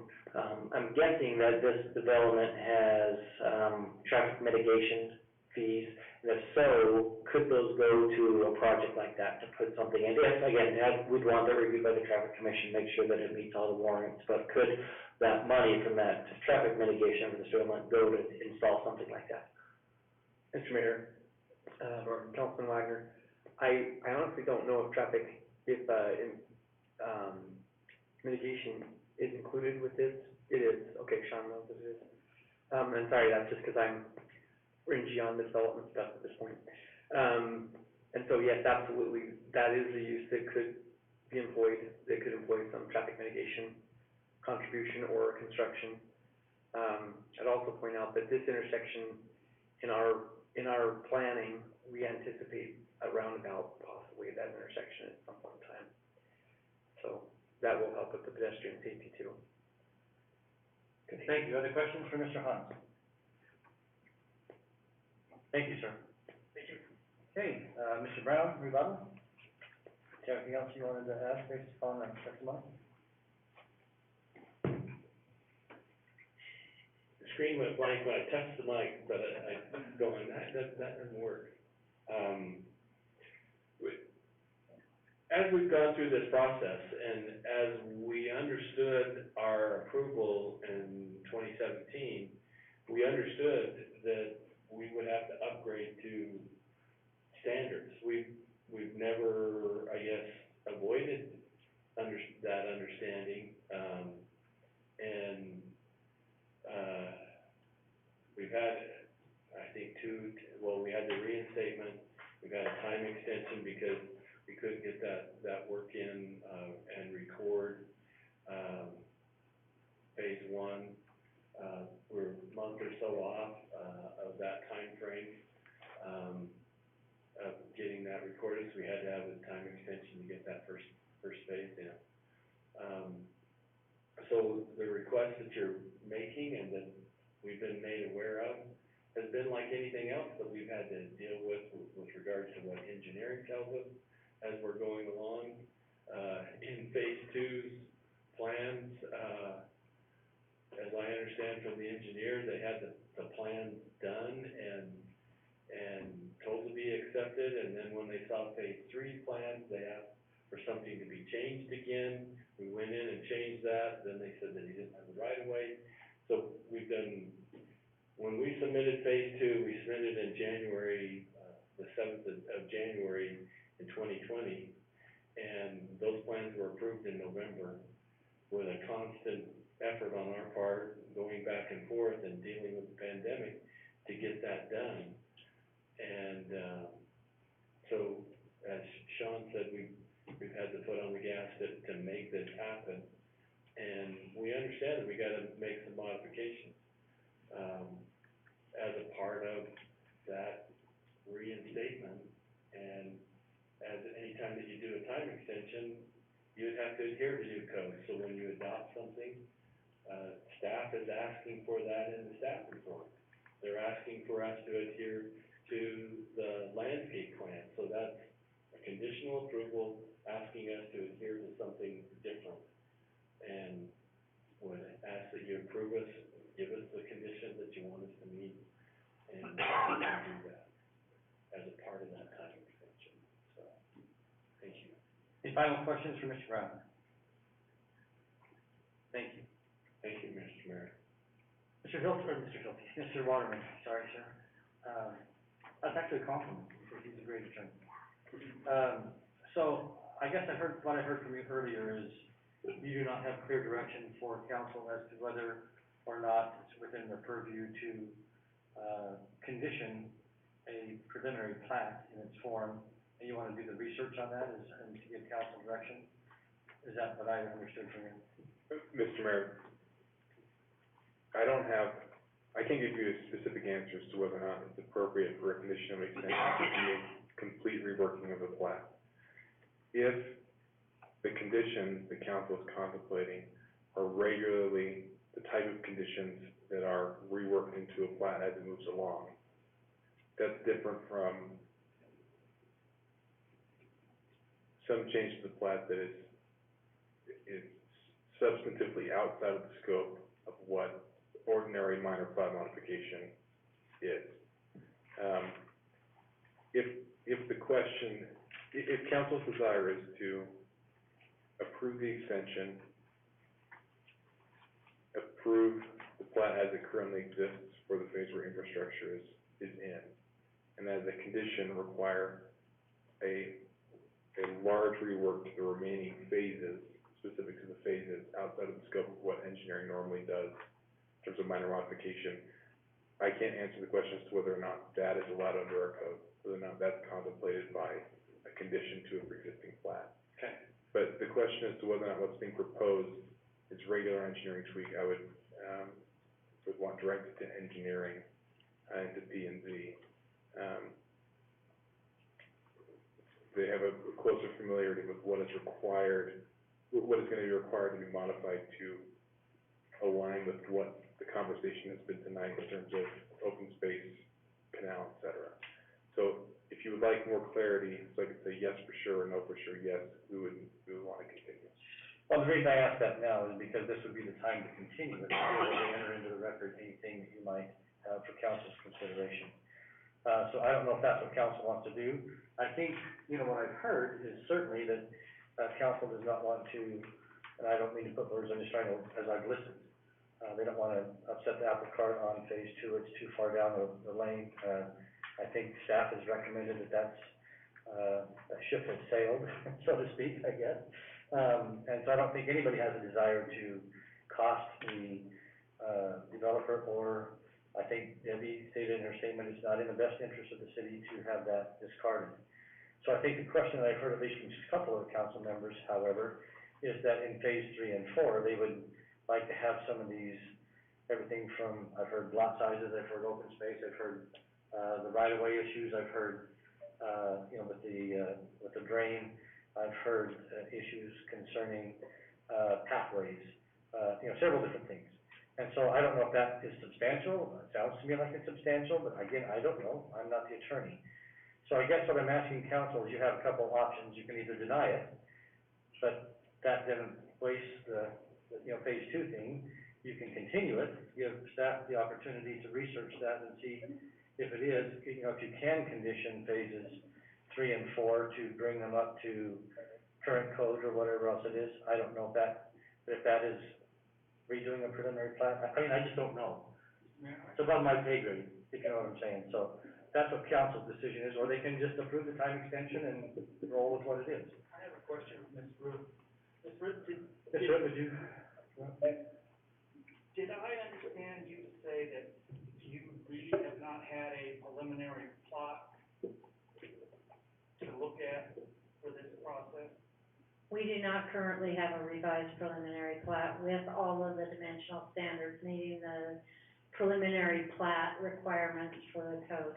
They did finally provide to us a lot and block layout with corrected road names, but we still never have received a preliminary plat that allows for, planning and zoning to actually, review the plat in conformance with what was originally approved or with our standards today. Okay. I'm ready to make a motion. Mr. Carlson. And I would like to continue this for 2 weeks. But also I'd like to include that, we have a preliminary plot to look at. Is that possible to do in 2 weeks, Ms. Brown?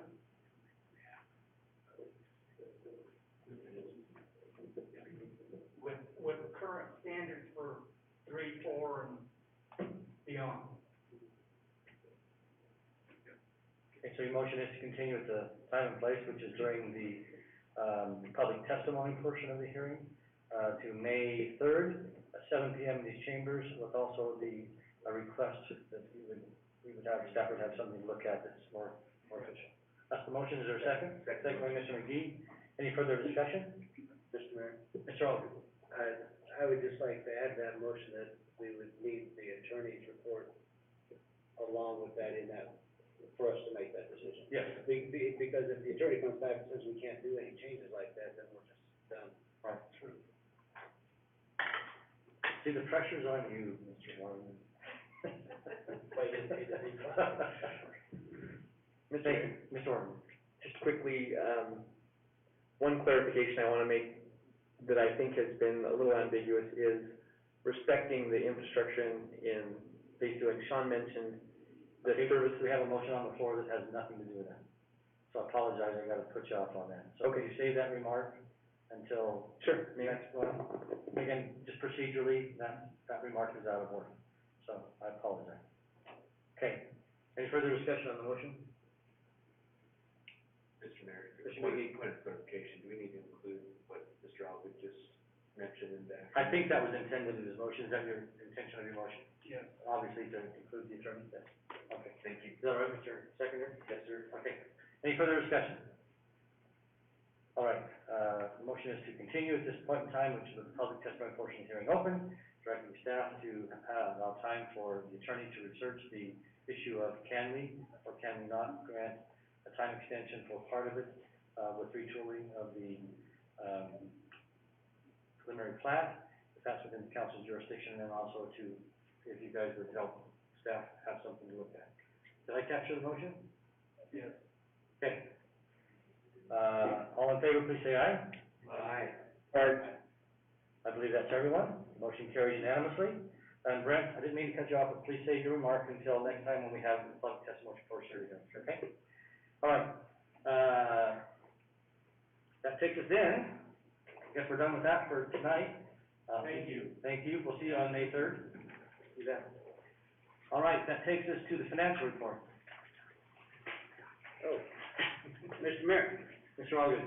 the Finance Committee has reviewed current accounts payable in the amount of $786,053.40 for the pay period ending April 14th, 2021, and a net payroll of $465,986.25 for pay period ending March 27th, 2021.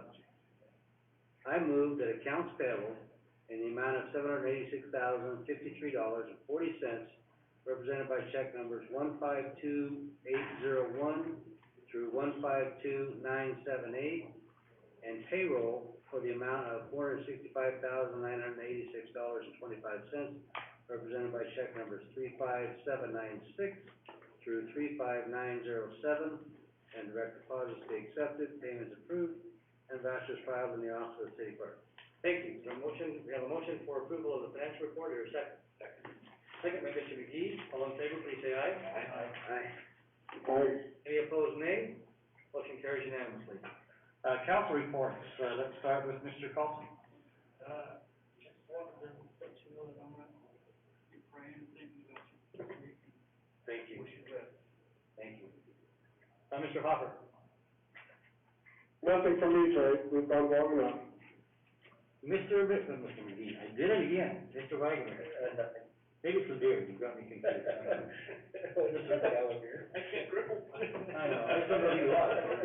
I'm searching for names. I apologize, I'm sorry. You're fine, I don't think. Mr. Alden. Ditto on what Councilman Carlson said, for certain. But also just an oddball question.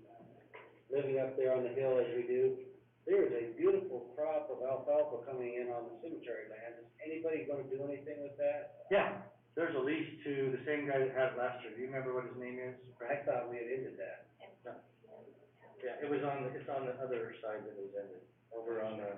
Cause I haven't seen anybody up there at all working it whatsoever, and so I thought maybe we were done with that. There has been nobody watering or anything up there that I have seen. Well, I don't think the water's even in yet. We just got water today. Okay, so maybe that's, I just want, cause it's coming in, it's. I'll find out for someone's sure. got it. Yeah, that's beautiful. Maybe we can harvest it or something. It might, the deer are really enjoying it. The turkeys, I've seen turkeys up there. Oh, yeah, lots. That's a lot of fun. We'll find out for you, Mr. Alden, but I think that crop, I think we just discontinued on the other side, on the east side over there. Mm-hmm. But I think that piece is still, we got a lease on that. Yeah, and usually I see people there by now, I've seen nobody there, and for some reason I was under the understanding we had discontinued it all, so I could be wrong. And I could be wrong. Too much water under the bridge these days, so. Okay. Mr. McGee. Notice I didn't call you Mr. Wagner. You never have. That's more, actually, I did call you Mr. Wagner. You did it when I didn't. So, okay, just real quickly, a couple things. Again, just want you to know that, I've been discussing things with staff to make sure that as I take a little time away for medical reasons, that everything should be as smooth as possible. As you know, we have extremely talented staff to keep things rolling. And also, Mr. Alden and I have talked several times, at different times about his role during this process, and so, Mr. President, thank you for that. And again, if you want, we do have staff meeting at 9, you're welcome to attend tomorrow morning, if you wanna just get a feel for what's in the works for the next couple of weeks. But I do appreciate, all the well wishes and the kind comments. Just real quickly, Mayor's Youth Advisory Council, as she had mentioned, was trying to, go to Washington DC this summer, but in our conversations with Senator Crapo and others, DC is still shut down. All the Smithsonian's are shut down, the Capitol building is shut down, the Senate and House offices are shut down, so there's really no reason to, I mean, it'd be nice to go for a day and walk around the monuments, but that's a pretty expensive trip to go. So we're gonna try to do that in September, but we do appreciate everything. We will move forward with the fundraiser golf tournament. I don't know if you've got your teams in or not yet, but, if you wanna play, I think we're reaching capacity. And then finally, just, let you know that I do plan on doing a State of the City address in September. We're working on a date for that. It will be kind of a State of the City / aloha, sayonara, farewell, arrivederci, yeah, adieu, all those things. And so I just want you to know that that is being planned as well, so stay tuned on that. Chelsea Wilson has, let us know that she's going to law school. She's taken her LSAT and has been accepted to the University of Idaho, so good for her. She just got married, so lots of good things in her life. So we have opened that position for communication specialist, for, her replacement. There's still a lot of time left this year that we need that position filled. So I do want you to be aware of that. So if you know of anybody or you see that advertisement, that's the reason. Her last day will be July 15th or 16th or somewhere along those lines. We'd like to have some time for her to train whoever her replacement is. So that's my quick update. Thank you so much again for everything. I guess we need to go into executive session. Yeah. Mayor. Just a second. The insanity at the State House, is that still, in process, or is there any success? Where are we at there? It's escalating and getting worse as far as I can tell. And they're still in session. Okay, and it's not no improvement whatsoever, getting worse? It's getting worse. It's literally, if you thought it couldn't get worse, it has. There's no plans for them to get out of there. No. And the other thing that just passed today, which is awful, we're working on a veto from the governor, is they did pass, just out of the clear blue sky, a rule that city elections are now in the same year as national elections, which is a huge, huge mess. It will turn them partisan, it will make them, yes, it passed the Senate today, 24-11, I believe was the vote, which surprised us all. We had no idea that was even on the horizon. They tied it to a bill creating districts in the 3 larger cities in the state with 100,000 population, requiring them to have districts where you run specifically if you have to live in this district, which will actually eliminate some council members from running for the seat that they now hold. That was gonna pass. We already knew that, but then at the last minute, they tied this, and it passed the Senate. It's just craziest thing I've ever seen in my life. So does that mean there's no election this November? Oh, no, it means an election, but we don't know if it's for 1 year or 2 years or 4 years. It also talks about council, but it doesn't talk about mayor. It doesn't talk about who's gonna pay for it. It doesn't talk about, actually what you'd see is 1 year, 5 year, 3 year and 5 year elections to get everybody back on cycle. It'll kick some people out of office prematurely. It's a mess. It's a mess. And, I can't believe what's going on in the legislature this year. I just can't. It's the most. Funny, they say that every year, but. Yeah, I keep thinking it can't get any weirder, and it does. This is just crazy. So, anyway, with that, Mr. Coster. I we move into executive session pursuant to Idaho Code, section 74-206, subsection A, for the purpose of discussing and hiring a public officer, employee, staff member, or individual patient. Thank you. Is there a second? Second by Mr. McGee. Would the clerk call the roll, please? Night, Debbie. Alden. Yes. McGee. Yes. Alden. Yes. Wagner. Hopper. Yes. Hey, we are in executive session.